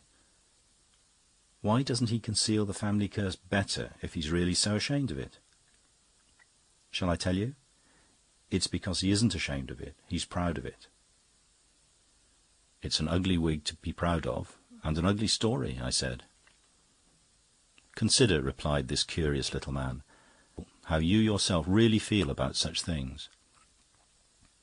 I don't suggest you're either more snobbish or more morbid than the rest of us, but don't you feel in a vague way that a genuine old family curse is rather a fine thing to have?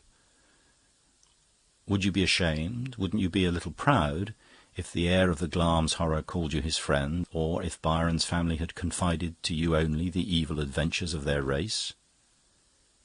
Don't be too hard on the aristocrats themselves if their heads are as weak as ours would be, and they are snobs about their own sorrows." "By Jove," I cried, "and that's true enough. My own mother's family had a banshee, and now I come to think of it, it has comforted me in many a cold hour. And think," he went on, "of that stream of blood and poison that spurted from his thin lips the instant you so much as mentioned his ancestors. Why should he show every stranger over such a chamber of horrors unless he's proud of it? He doesn't conceal his wig, he doesn't conceal his blood, he doesn't conceal his family curse, he doesn't conceal the family crimes, but..." The little man's voice changed so suddenly, he shut his hands so sharply, and his eyes so rapidly grew rounder and brighter like a waking owl's, that it had all the abruptness of a small explosion on the table. "But," he ended, "he does really conceal his toilet." It somehow completed the thrill of my fanciful nerves that at that instant the Duke appeared again silently among the glimmering trees, with soft foot and sunset-hued hair, coming around the corner of the house in company with his librarian.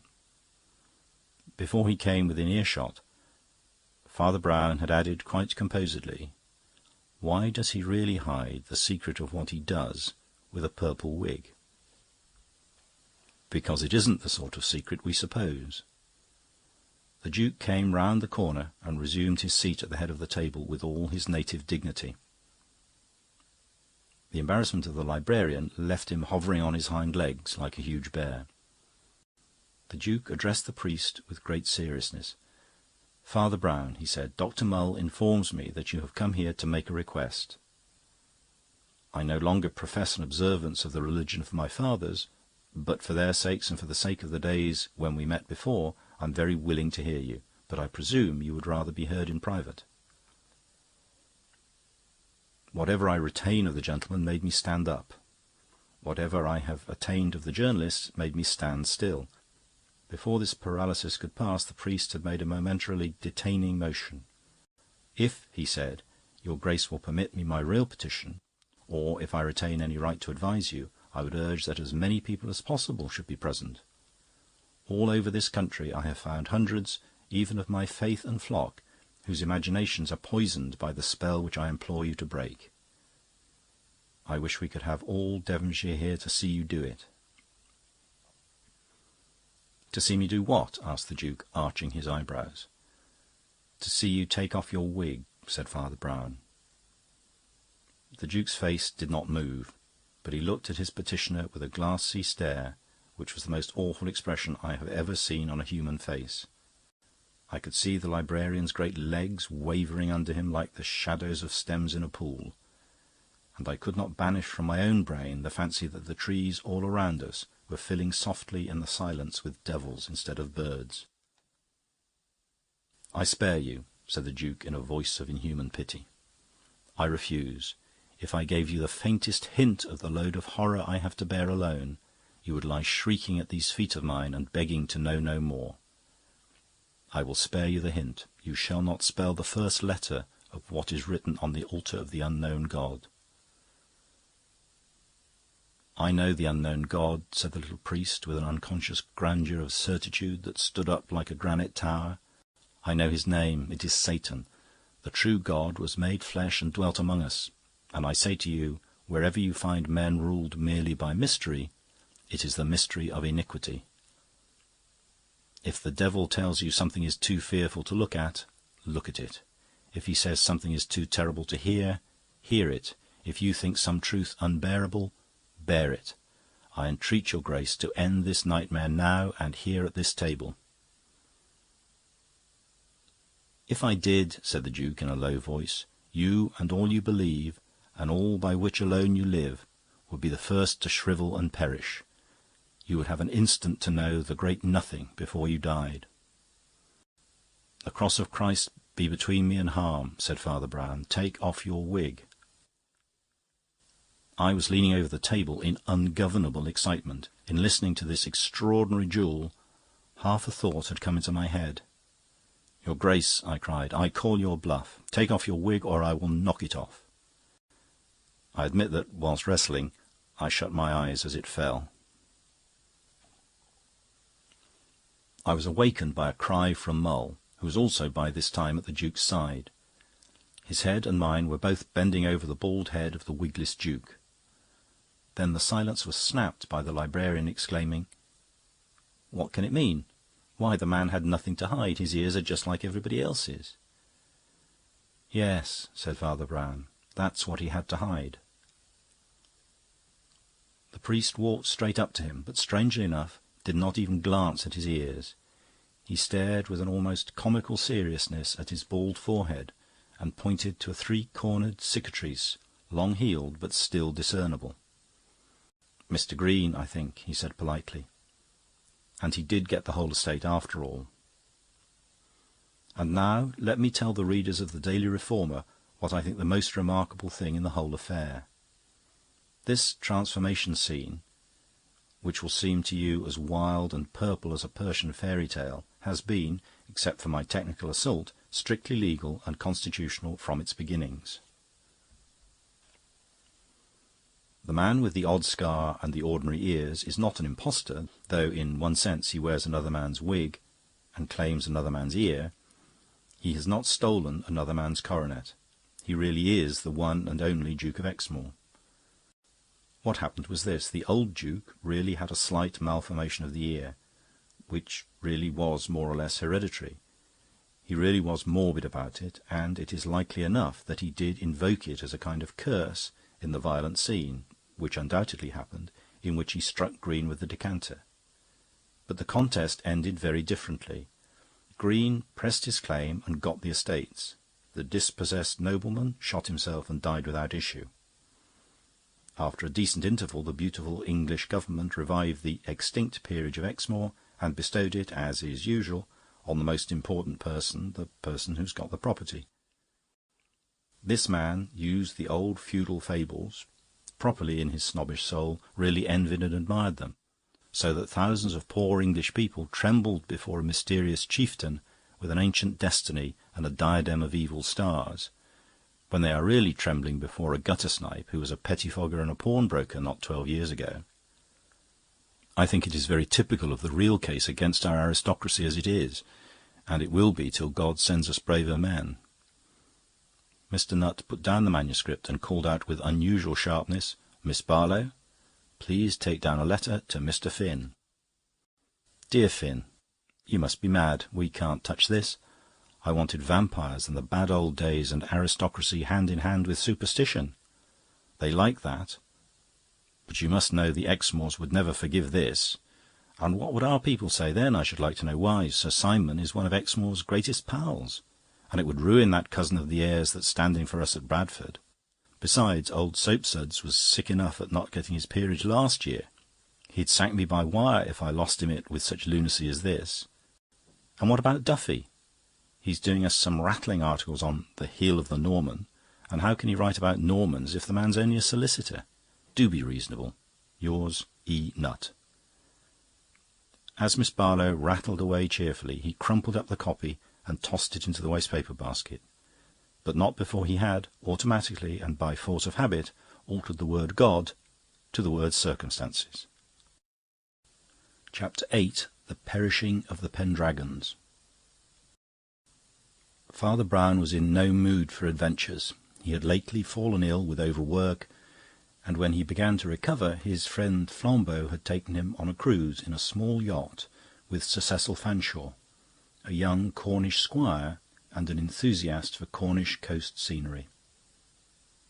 But Brown was still rather weak. He was no very happy sailor, and though he was never of the sort that either grumbles or breaks down, his spirits did not rise above patience and civility.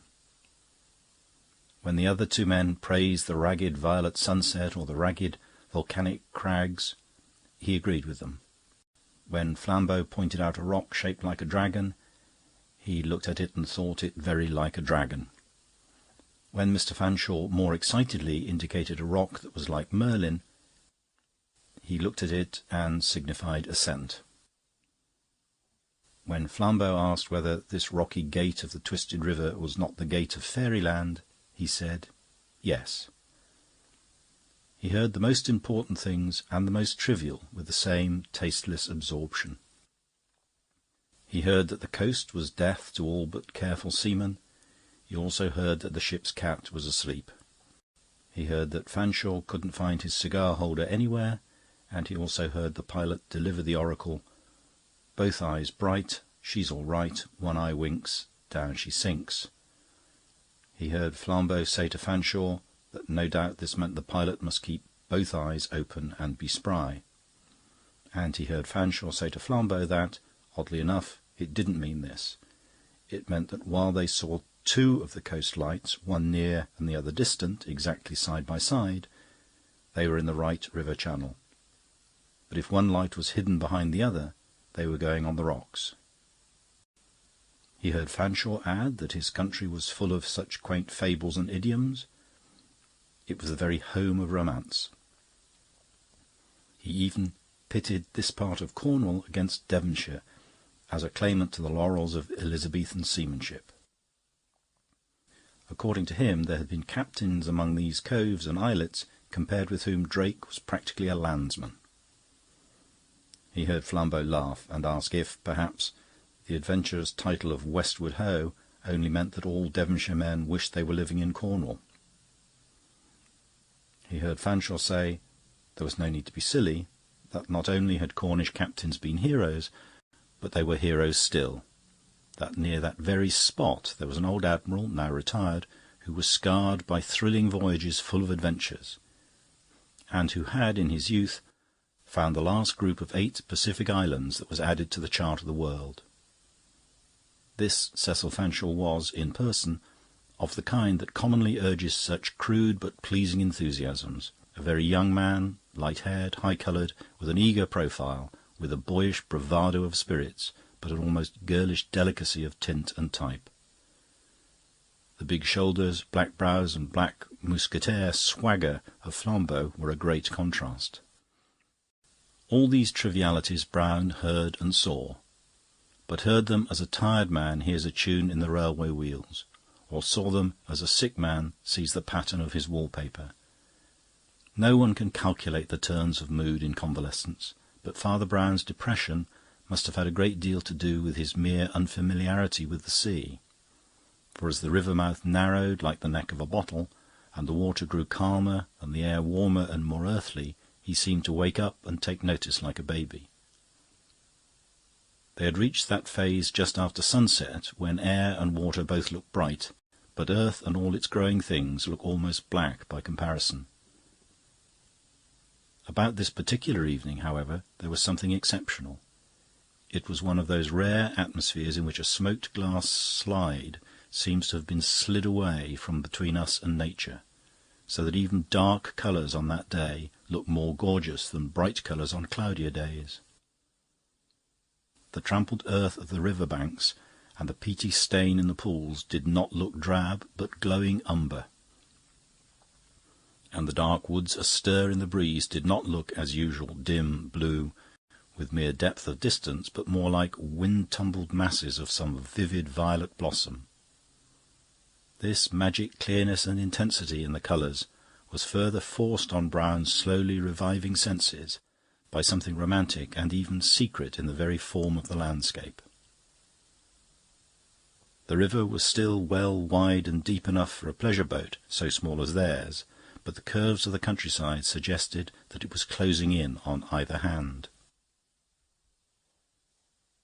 The woods seemed to be making broken and flying attempts at bridge building, as if the boat were passing from the romance of a valley to the romance of a hollow, and so to the supreme romance of a tunnel. Beyond this mere look of things there was little for Brown's freshening fancy to feed on. He saw no human beings except some gipsies trailing along the river bank, with faggots and osiers cut in the forest, and one sight no longer unconventional, but in such remote parts still uncommon, a dark-haired lady, bareheaded, and paddling her own canoe. If Father Brown ever attached any importance to either of these, he certainly forgot them at the next turn of the river, which brought in sight a singular object. The water seemed to widen and split, being cloven by the dark wedge of a fish-shaped and wooded islet. With the rate at which they went, the islet seemed to swim towards them like a ship with a very high prow, or, to speak more strictly, a very high funnel, for at the extreme point nearest them stood up an odd-looking building, unlike any they could remember or connect with any purpose. It was not specially high, but it was too high for its breadth to be called anything but a tower. Yet it appeared to be built entirely of wood, and that in a most unequal and eccentric way. Some of the planks and beams were of good seasoned oak, some of such wood cut raw and recent, some again of white pine wood, and a great deal more of the same sort of wood painted black with tar. These black beams were set crooked or criss-cross at all kinds of angles, giving the whole a most patchy and puzzling appearance. There were one or two windows, which appeared to be coloured and leaded in an old-fashioned but more elaborate style. The travellers looked at it with that paradoxical feeling we have when something reminds us of something, and yet we are certain it is something very different. Father Brown, even when he was mystified, was clever in analysing his own mystification, and he found himself reflecting that the oddity seemed to consist in a particular shape cut out in an incongruous material, as if one saw a top hat made of tin or a frock-coat cut out of tartan. He was sure he had seen timbers of different tints arranged like that somewhere, but never in such architectural proportions. The next moment a glimpse through the dark trees told him all he wanted to know, and he laughed. Through a gap in the foliage there appeared for a moment one of those old wooden houses faced with black beams which are still to be found here and there in England, but which most of us see imitated in some show called Old London or Shakespeare's England. It was in view only long enough for the priest to see that, however old-fashioned, it was a comfortable and well-kept country house, with flower-beds in front of it. It had none of the piebald and crazy look of the tower that seemed made out of its refuse. "What on earth's this?" said Flambeau, who was still staring at the tower. Fanchaux's eyes were shining, and he spoke triumphantly. "Aha! You've not seen a place quite like this before, I fancy. That's why I've brought you here, my friend. Now you shall see whether I exaggerate about the mariners of Cornwall.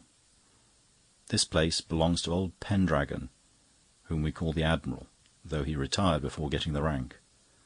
The spirit of Raleigh and Hawkins is a memory with the Devon folk. It's a modern fact with the Pendragons.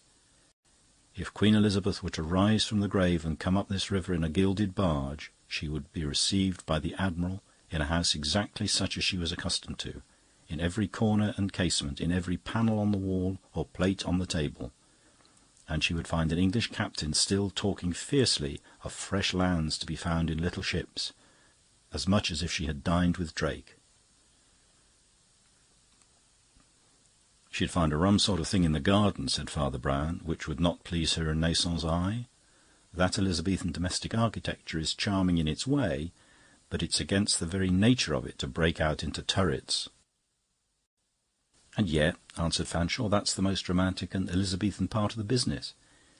It was built by the Pendragons in the very days of the Spanish Wars, and though it's needed patching and even rebuilding for another reason, it's always been rebuilt in the old way. The story goes that the lady of Sir Peter Pendragon built it in this place and to this height, because from the top you can just see the corner where vessels turn into the river mouth, and she wished to be the first to see her husband's ship as he sailed home from the Spanish Main.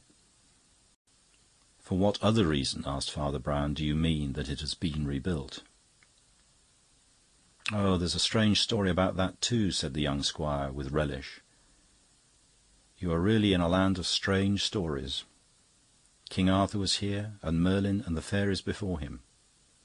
The story goes that Sir Peter Pendragon, who, I fear, had some of the faults of the pirates as well as the virtues of the sailor, was bringing home 3 Spanish gentlemen in honourable captivity, intending to escort them to Elizabeth's court. But he was a man of flaming and tigerish temper, and, coming to high words with one of them, he caught him by the throat and flung him, by accident or design, into the sea. The second Spaniard, who was the brother of the first, instantly drew his sword and flew at Pendragon, and after a short but furious combat, in which both got 3 wounds in as many minutes, Pendragon drove his blade through the other's body, and the second Spaniard was accounted for. As it happened, the ship had already turned into the river mouth and was close to comparatively shallow water. The third Spaniard sprang over the side of the ship, struck out for the shore, and was soon near enough to it to stand up to his waist in water.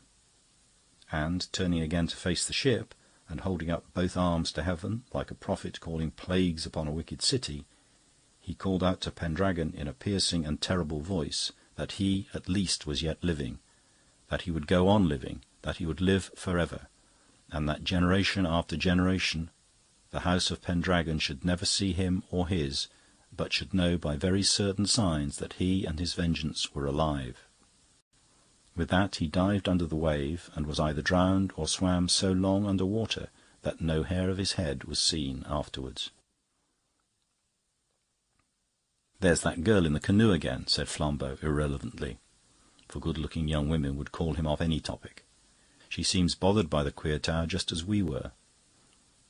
Indeed, the black-haired young lady was letting her canoe float slowly and silently past the strange islet, and was looking intently up at the strange tower with a strong glow of curiosity on her oval and olive face. "Never mind girls," said Fanshawe impatiently. "There are plenty of them in the world, but not many things like the Pendragon Tower.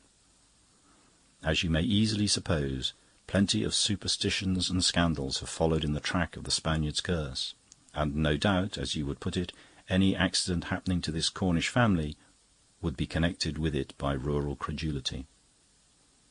But it is perfectly true that this tower has been burnt down 2 or 3 times, and the family can't be called lucky, for more than 2, I think, of the Admiral's near kin have perished by shipwreck, and one, at least to my own knowledge, on practically the same spot where Sir Peter threw the Spaniard overboard." "What a pity!" exclaimed Flambeau. "She's going." "When did your friend the Admiral tell you this family history?" asked Father Brown, as the girl in the canoe paddled off, without showing the least intention of extending her interest from the tower to the yacht, which Fanshawe had already caused to lie alongside the island. "Many years ago," replied Fanshawe. "He hasn't been to sea for some time now, though he is as keen on it as ever. I believe there's a family compact or something. Well, here's the landing stage. Let's come ashore and see the old boy." They followed him on to the island, just under the tower, and Father Brown, whether from mere touch of dry land or the interest of something on the other bank of the river, which he stared at very hard for some second, seemed singularly improved in briskness. They entered a wooded avenue between two fences of thin greyish wood, such as often enclose parks or gardens, and over the top of which the dark trees tossed to and fro like black and purple plumes upon the hearse of a giant. The tower, as they left it behind, looked all the quainter, because such entrances are usually flanked by two towers, and this one looked lopsided. But for this, the avenue had the usual appearance of the entrance to a gentleman's grounds, and, being so curved that the house was now out of sight, somehow looked a much larger park than any plantation on such an island could really be. Father Brown was, perhaps, a little fanciful in his fatigue, but he almost thought the whole place must be growing larger, as things do in a nightmare. Anyhow, a mystical monotony was the only character of their march, until Fanshawe suddenly stopped and pointed to something sticking out through the grey fence. Something that looked at first like the imprisoned horn of some beast. Closer observation showed that it was a slightly curved blade of metal that shone faintly in the fading light. Flambeau, who, like all Frenchmen, had been a soldier, bent over it and said in a startled voice, "Why, it's a sabre. I believe I know the sort, heavy and curved, but shorter than the cavalry. They used to have them in the artillery, and the..." As he spoke, the blade plucked itself out of the crack it had made and came down again with a more ponderous slash, splitting the fissiparous fence to the bottom with a rending noise. Then it was pulled out again, flashed above the fence some feet further along, and again split it half-way down with the first stroke. And, after waggling a little to extricate itself, accompanied with curses in the darkness, split it down to the ground with a second. Then a kick of devilish energy sent the whole loosened square of thin wood flying into the pathway, and a great gap of dark coppice gaped in the paling. Fanshawe peered into the dark opening and uttered an exclamation of astonishment. "My dear Admiral," he exclaimed, do you generally cut out a new front door whenever you want to go for a walk?" The voice in the gloom swore again, and then broke into a jolly laugh. "No," it said. "I've really got to cut down this fence somehow. It's spoiling all the plants, and no one else here can do it. But I'll only carve another bit off the front door, and then come out and welcome you." And, sure enough, he heaved up his weapon once more, and, hacking twice, brought down another and similar strip of fence, making the opening about 14 feet wide in all. Then through this larger forest gateway he came out into the evening light, with a chip of grey wood sticking to his sword-blade. He momentarily fulfilled all Fanshawe's fable of an old piratical admiral, though the details seemed afterwards to decompose into accidents. For instance, he wore a broad-brimmed hat as protection against the sun, but the front flap of it was turned up straight to the sky, and the two corners pulled down lower than the ears, so that it stood across his forehead in a crescent, like the old cocked hat worn by Nelson. He wore an ordinary dark blue jacket with nothing special about the buttons, but the combination of it with white linen trousers somehow had a sailorish look. He was tall and loose, and walked with a sort of swagger, which was not a sailor's role, and yet somehow suggested it. And he held in his hand a short sabre, which was like a navy cutlass, but about twice as big. Under the bridge of the hat his eagle face looked eager, all the more because it was not only clean-shaven, but without eyebrows. It seemed almost as if all the hair had come off his face from his thrusting it through a throng of elements. His eyes were prominent and piercing. His colour was curiously attractive, while partly tropical. It reminded one vaguely of a blood orange. That is, that while it was ruddy and sanguine, there was a yellow in it that was in no way sickly, but seemed rather to glow, like gold apples of the Hesperides. Father Brown thought he had never seen a figure so expressive of all the romances about the countries of the sun. When Fanshawe had presented his two friends to their host, he fell again into a tone of rallying the latter about his wreckage of the fence and his apparent rage of profanity. The Admiral pooh-poohed it at first as a piece of necessary but annoying garden work, but at length the ring of real energy came back into his laughter, and he cried with a mixture of impatience and good humour, "Well, perhaps I do go at it a bit rabidly and feel a kind of pleasure in smashing anything.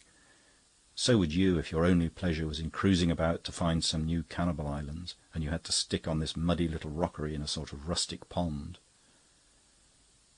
When I remember how I've cut down 1.5 miles of green, poisonous jungle with an old cutlass half as sharp as this, and then remember I must stop here and chop this matchwood because of some confounded old bargain scribbled in a family Bible, why, He swung up the heavy steel again, and this time sundered the wall of wood from top to bottom at one stroke. "I feel like that," he said, laughing, but furiously flinging the sword some yards down the path. "And now let's go up to the house. You must have some dinner." The semicircle of lawn in front of the house was varied by 3 circular garden beds, one of red tulips, a second of yellow tulips, and the third of some white, waxen-looking blossoms that the visitors did not know and presumed to be exotic. A heavy, hairy, and rather sullen-looking gardener was hanging up a heavy coil of garden hose. The corners of the expiring sunset, which seemed to cling about the corners of the house, gave glimpses here and there of the colours of remoter flower-beds, and in a treeless space on one side of the house, opening upon the river, stood a tall brass tripod, on which was tilted a big brass telescope. Just outside the steps of the porch stood a little painted green garden table, as if someone had just taken tea there. The entrance was flanked with 2 of those half-featured lumps of stone with holes for eyes that are said to be South Sea idols, and on the brown oak beam across the doorway were some confused carvings that looked almost barbaric. As they passed indoors, the little cleric hopped suddenly onto the table, and standing on it peered unaffectedly through his spectacles at the mouldings in the oak. Admiral Pendragon looked very much astonished, though not particularly annoyed, while Fanshawe was so amused with what looked like a performing pygmy on his little stand that he could not control his laughter. But Father Brown was not likely to notice either the laughter or the astonishment. He was gazing at 3 carved symbols, which, though very worn and obscure, seemed still to convey some sense to him. The first seemed to be the outline of some tower or other building, crowned with what looked like curly-pointed ribbons. The second was clearer, an old Elizabethan galley with decorative waves beneath it, but interrupted in the middle by a curious jagged rock, which was either a fault in the wood or some conventional representation of the water coming in. The third represented the upper half of a human figure, ending in an escalloped line, like the waves.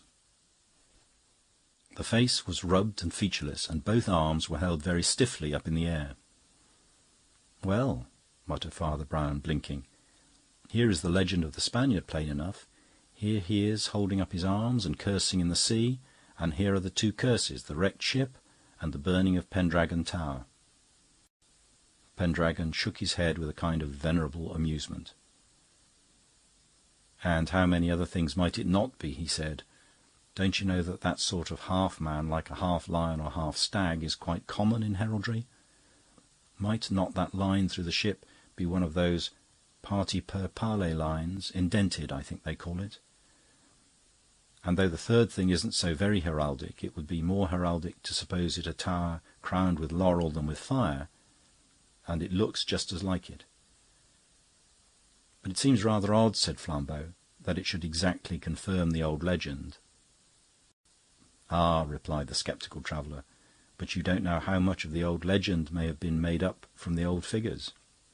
Besides, it isn't the only old legend. Fanshawe here, who is fond of such things, will tell you that there are other versions of the tale, and much more horrible ones. One story credits my unfortunate ancestor with having had the Spaniard cut in 2, and that will fit the pretty picture also.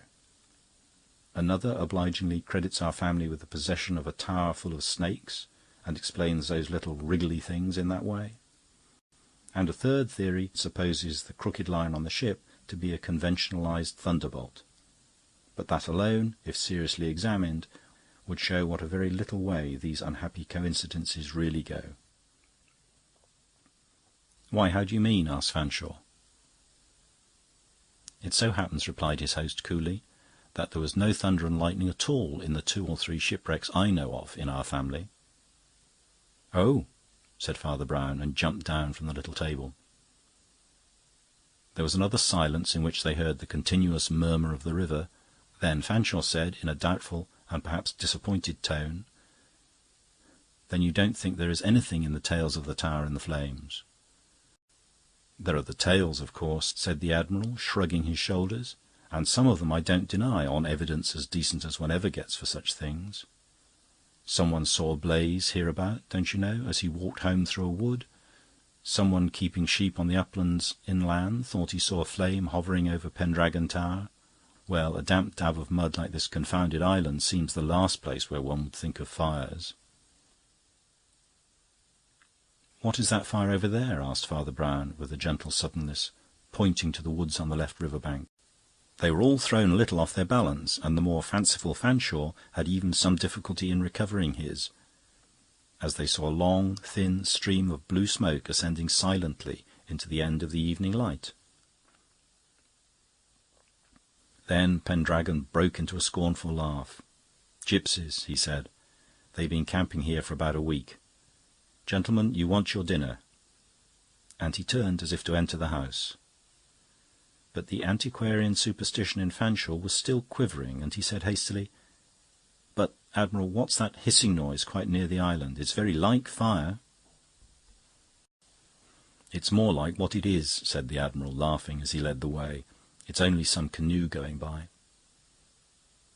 Almost as he spoke, the butler, a lean man in black, with very black hair and a very long yellow face, appeared in the doorway and told him that dinner was served. The dining-room was as nautical as the cabin of a ship, but its note was rather that of the modern than the Elizabethan captain. There were, indeed, 3 antiquated cutlasses in a trophy over the fireplace, and one brown 16th-century map with tritons and little ships dotted about a curly sea. But such things were less prominent on the white panelling than some cases of quaint-coloured South American birds, very scientifically stuffed, fantastic shells from the Pacific, and several instruments so rude and queer in shape that savages might have used them either to kill their enemies or to cook them. But the alien colour culminated in the fact that, besides the butler, the Admiral's only servants were 2 negroes, somewhat quaintly clad in tight uniforms of yellow. The priest's instinctive trick of analysing his own impressions told him that the colour and the little neat coat-tails of these bipeds had suggested the word canary, and so, by a mere pun, connected them with southward travel. Towards the end of the dinner they took their yellow clothes and black faces out of the room, leaving only the black clothes and yellow face of the butler. "I'm rather sorry you take this so lightly," said Fanshawe to the host, "for the truth is, I've brought these friends of mine with the idea of their helping you, as they know a good deal of these things. Don't you really believe in the family story at all?" "I don't believe in anything," answered Pendragon very briskly, with a bright eye cocked at a red tropical bird. "I'm a man of science." Rather to Flambeau's surprise, his clerical friend, who seemed to have entirely woken up, took up the digression and talked natural history with his host, with a flow of words and much unexpected information, until the dessert and decanters were set down and the last of the servants vanished. Then he said, without altering his tone, "Please don't think me impertinent, Admiral Pendragon. I don't ask for curiosity, but really for my guidance and your convenience. Have I made a bad shot if I guess you don't want these old things talked of before your butler?" The Admiral lifted the hairless arches over his eyes and exclaimed, "Well, I don't know where you got it, but the truth is I can't stand the fellow, though I've no excuse for discharging a family servant. Fanshawe, with his fairy tales, would say my blood moved against men with that black, Spanish-looking hair." Flambeau struck the table with his heavy fist. "By Jove!" he cried, "so had that girl." "I hope it'll all end to-night," continued the Admiral, "when my nephew comes back safe from his ship. You look surprised. You won't understand, I suppose, unless I tell you the story. You see, my father had 2 sons. I remained a bachelor, but my elder brother married and had a son who became a sailor like all the rest of us, and will inherit the proper estate. Well, my father was a strange man. He somehow combined Fanshaw's superstition with a good deal of my scepticism. They were always fighting in him, and after my first voyages he developed a notion which he thought somehow would settle finally whether the curse was truth or trash. If all the Pendragons sailed about anyhow, he thought there would be too much chance of natural catastrophes to prove anything. But if we went to sea one at a time, in strict order of succession to the property, he thought it might show whether any connected fate followed the family as a family. It was a silly notion, I think, and I quarrelled with my father pretty heartily. For I was an ambitious man, and was left to the last, coming by succession after my own nephew. "And your father and brother," said the priest, very gently, "died at sea, I fear." "Yes," groaned the Admiral, "by one of those brutal accidents on which are built all the lying mythologies of mankind. They were both shipwrecked. My father, coming up this coast out of the Atlantic, was washed up on these Cornish rocks. My brother's ship was sunk, no one knows where, on the voyage home from Tasmania. His body was never found. I tell you, it was from perfectly natural mishap. Lots of other people besides Pendragons were drowned, and both disasters are discussed in a normal way by navigators. But, of course, it set this forest of superstition on fire, and men saw the flaming tower everywhere. That's why I say it will be all right when Walter returns. The girl he's engaged to was coming today, but I was so afraid of some chance delay frightening her that I wired her not to come till she had heard from me. But he's practically sure to be here some time tonight, and then it'll all end in smoke. Tobacco smoke. We'll crack that old lie when we crack a bottle of this wine." "Very good wine," said Father Brown, gravely lifting his glass. "But as you see, a very bad wine bibber. I most sincerely beg your pardon." For he had spilt a small spot of wine on the tablecloth. He drank and put down the glass with a composed face. But his hand had started at the exact moment when he became conscious of a face looking in through the garden window just behind the Admiral. The face of a woman, swarthy, with southern hair and eyes, and young, but like a mask of tragedy. After a pause, the priest spoke again in his mild manner. "Admiral," he said, "will you do me a favour? Let me and my friends, if they like, stop in that tower of yours just for tonight. Do you know that in my business you're an exorcist almost before anything else?" Pendragon sprang to his feet and paced swiftly to and fro across the window, from which the face had instantly vanished. "I tell you there's nothing in it," he cried with ringing violence. "There is one thing I know about this matter. You may call me an atheist. I am an atheist." But he swung round and fixed Father Brown with a face of frightful concentration. "This business is perfectly natural. There is no curse in it at all." Father Brown smiled. "In that case," he said, "there can't be any objection to my sleeping in your delightful summer house." "The idea is utterly ridiculous," replied the Admiral, beating a tattoo on the back of his chair. "Please forgive me for everything," said Brown in his most sympathetic tone, "including spilling the wine. But it seems to me you are not quite so easy about the flaming tower as you try to be."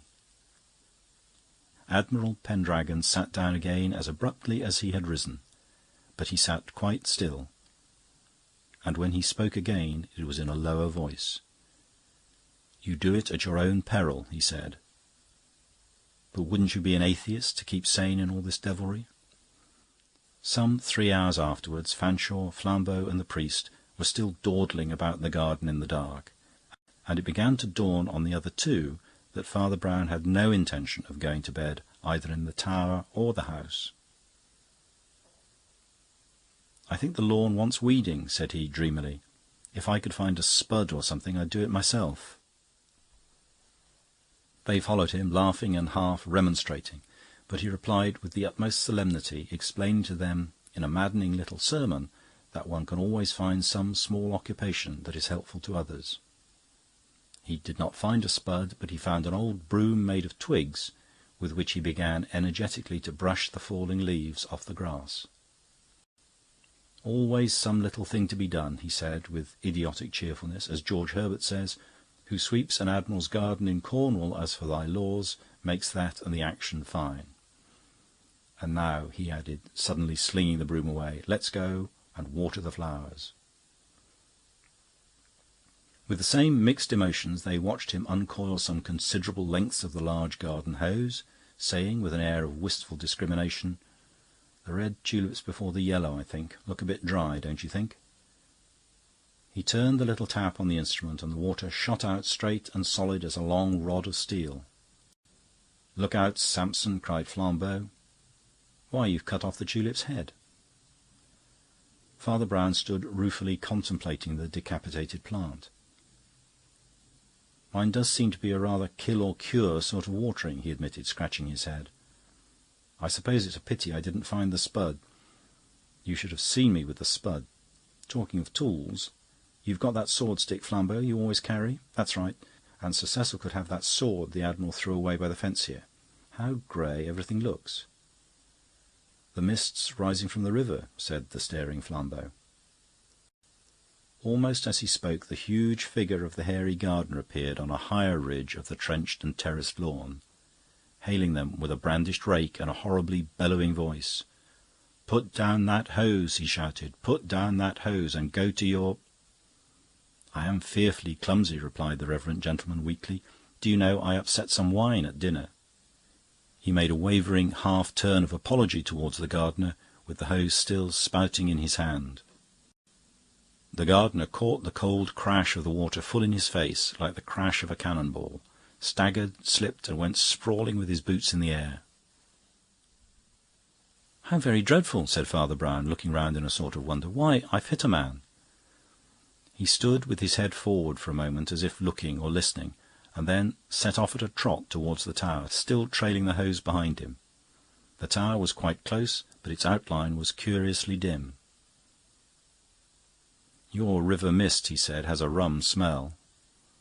"By the Lord, it has!" cried Fanshawe, who was very white. "But you can't mean—" "I mean," said Father Brown, "that one of the Admiral's scientific predictions is coming true to-night. This story is going to end in smoke." As he spoke, a most beautiful rose-red light seemed to burst into blossom like a gigantic rose, but accompanied with a crackling and rattling noise that was like the laughter of devils. "My God, what is it?" cried Sir Cecil Fanshawe. "The sign of the flaming tower," said Father Brown, and sent the driving water from his hose into the heart of the red patch. "Lucky we hadn't gone to bed," ejaculated Fanshawe. "I suppose it can't spread to the house." "You may remember," said the priest quietly, "that the wooden fence that might have carried it was cut away." Flambeau turned electrified eyes upon his friend, but Fanshawe only said rather absently, "Well, nobody can be killed, anyhow." "This is rather a curious kind of tower," observed Father Brown. "When it takes to killing people, it always kills people who are somewhere else."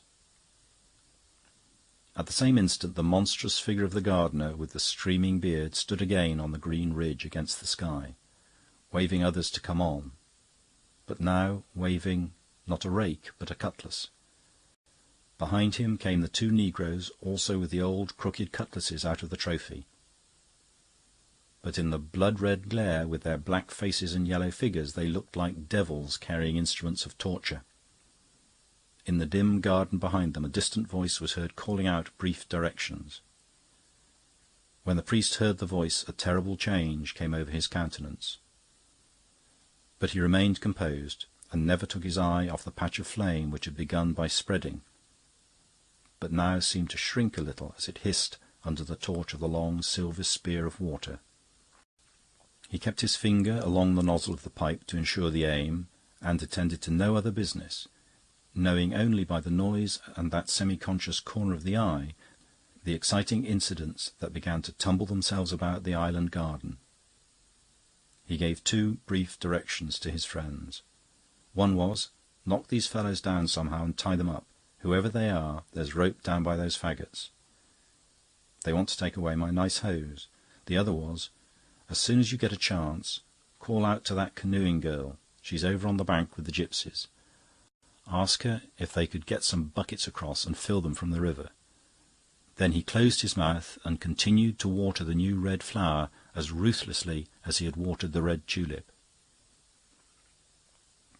He never turned his head to look at the strange fight that followed between the foes and friends of the mysterious fire. He almost felt the island shake when Flambeau collided with the huge gardener. He merely imagined how it would whirl around them as they wrestled. He heard the crashing fall, and his friend's gasp of triumph as they dashed onto the first negro, and the cries of both the blacks as Flambeau and Fanshawe bound them. Flambeau's enormous strength more than redressed the odds in the fight, especially as the fourth man still hovered near the house, only a shadow and a voice. He heard also the water broken by the paddles of a canoe, the girl's voice giving orders, the voices of gypsies answering and coming nearer, the plumping and sucking noise of empty buckets plunged into a full stream, and finally the sound of many feet around the fire. But all this was less to him than the fact that the red rent, which had lately once more increased, had once more slightly diminished.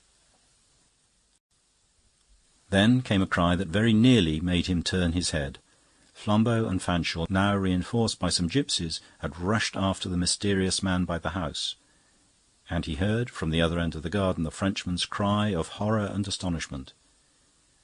It was echoed by a howl not to be called human, as the being broke from their hold and ran along the garden. 3 times at least it raced round the whole island in a way that was as horrible as the chase of a lunatic, both in the cries of the pursued and the ropes carried by the pursuers, but was more horrible still because it somehow suggested one of the chasing games of children in a garden.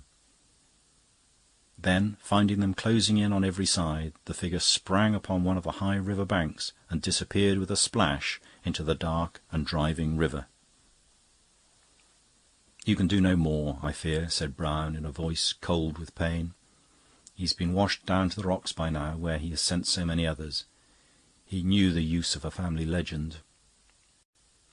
"Oh, don't talk in these parables," cried Flambeau impatiently. "Can't you put it simply in words of one syllable?" "Yes," answered Brown, with his eye on the hose. "Both eyes bright, she's all right. One eye blinks, down she sinks." The fire hissed and shrieked more and more, like a strangled thing, as it grew narrower and narrower under the flood from the pipe and the buckets. But Father Brown still kept his eye on it as he went on speaking. "I thought of asking this young lady, if it were morning yet, to look through that telescope at the river mouth and the river. She might have seen something to interest her, the sign of a ship, or Mr. Walter Pendragon coming home, and perhaps even the sign of the half-man, for though he is certainly safe by now, he may very well have waded ashore. He has been within a shave of another shipwreck, and would never have escaped it if the lady hadn't had the sense to suspect the old Admiral's telegram and come down to watch him.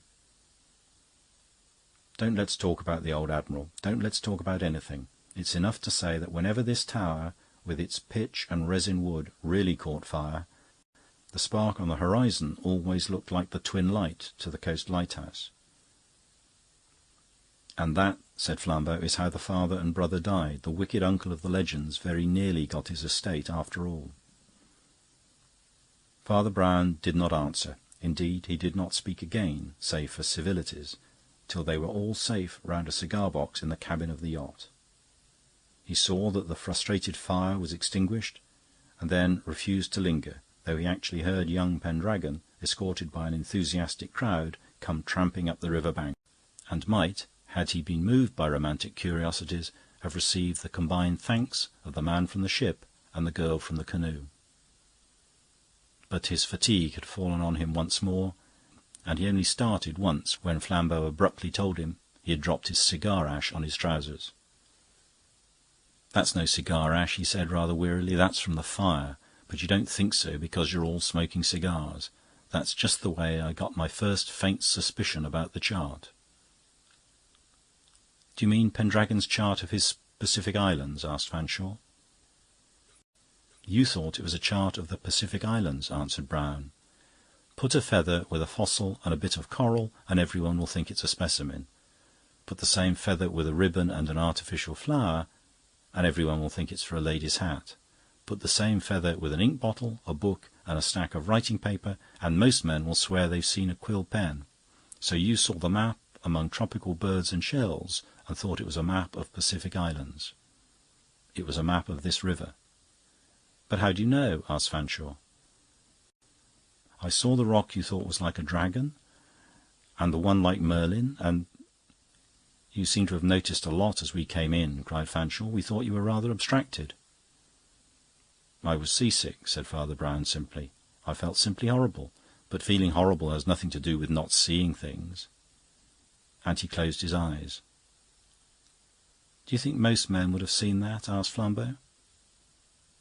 He received no answer. Father Brown was asleep.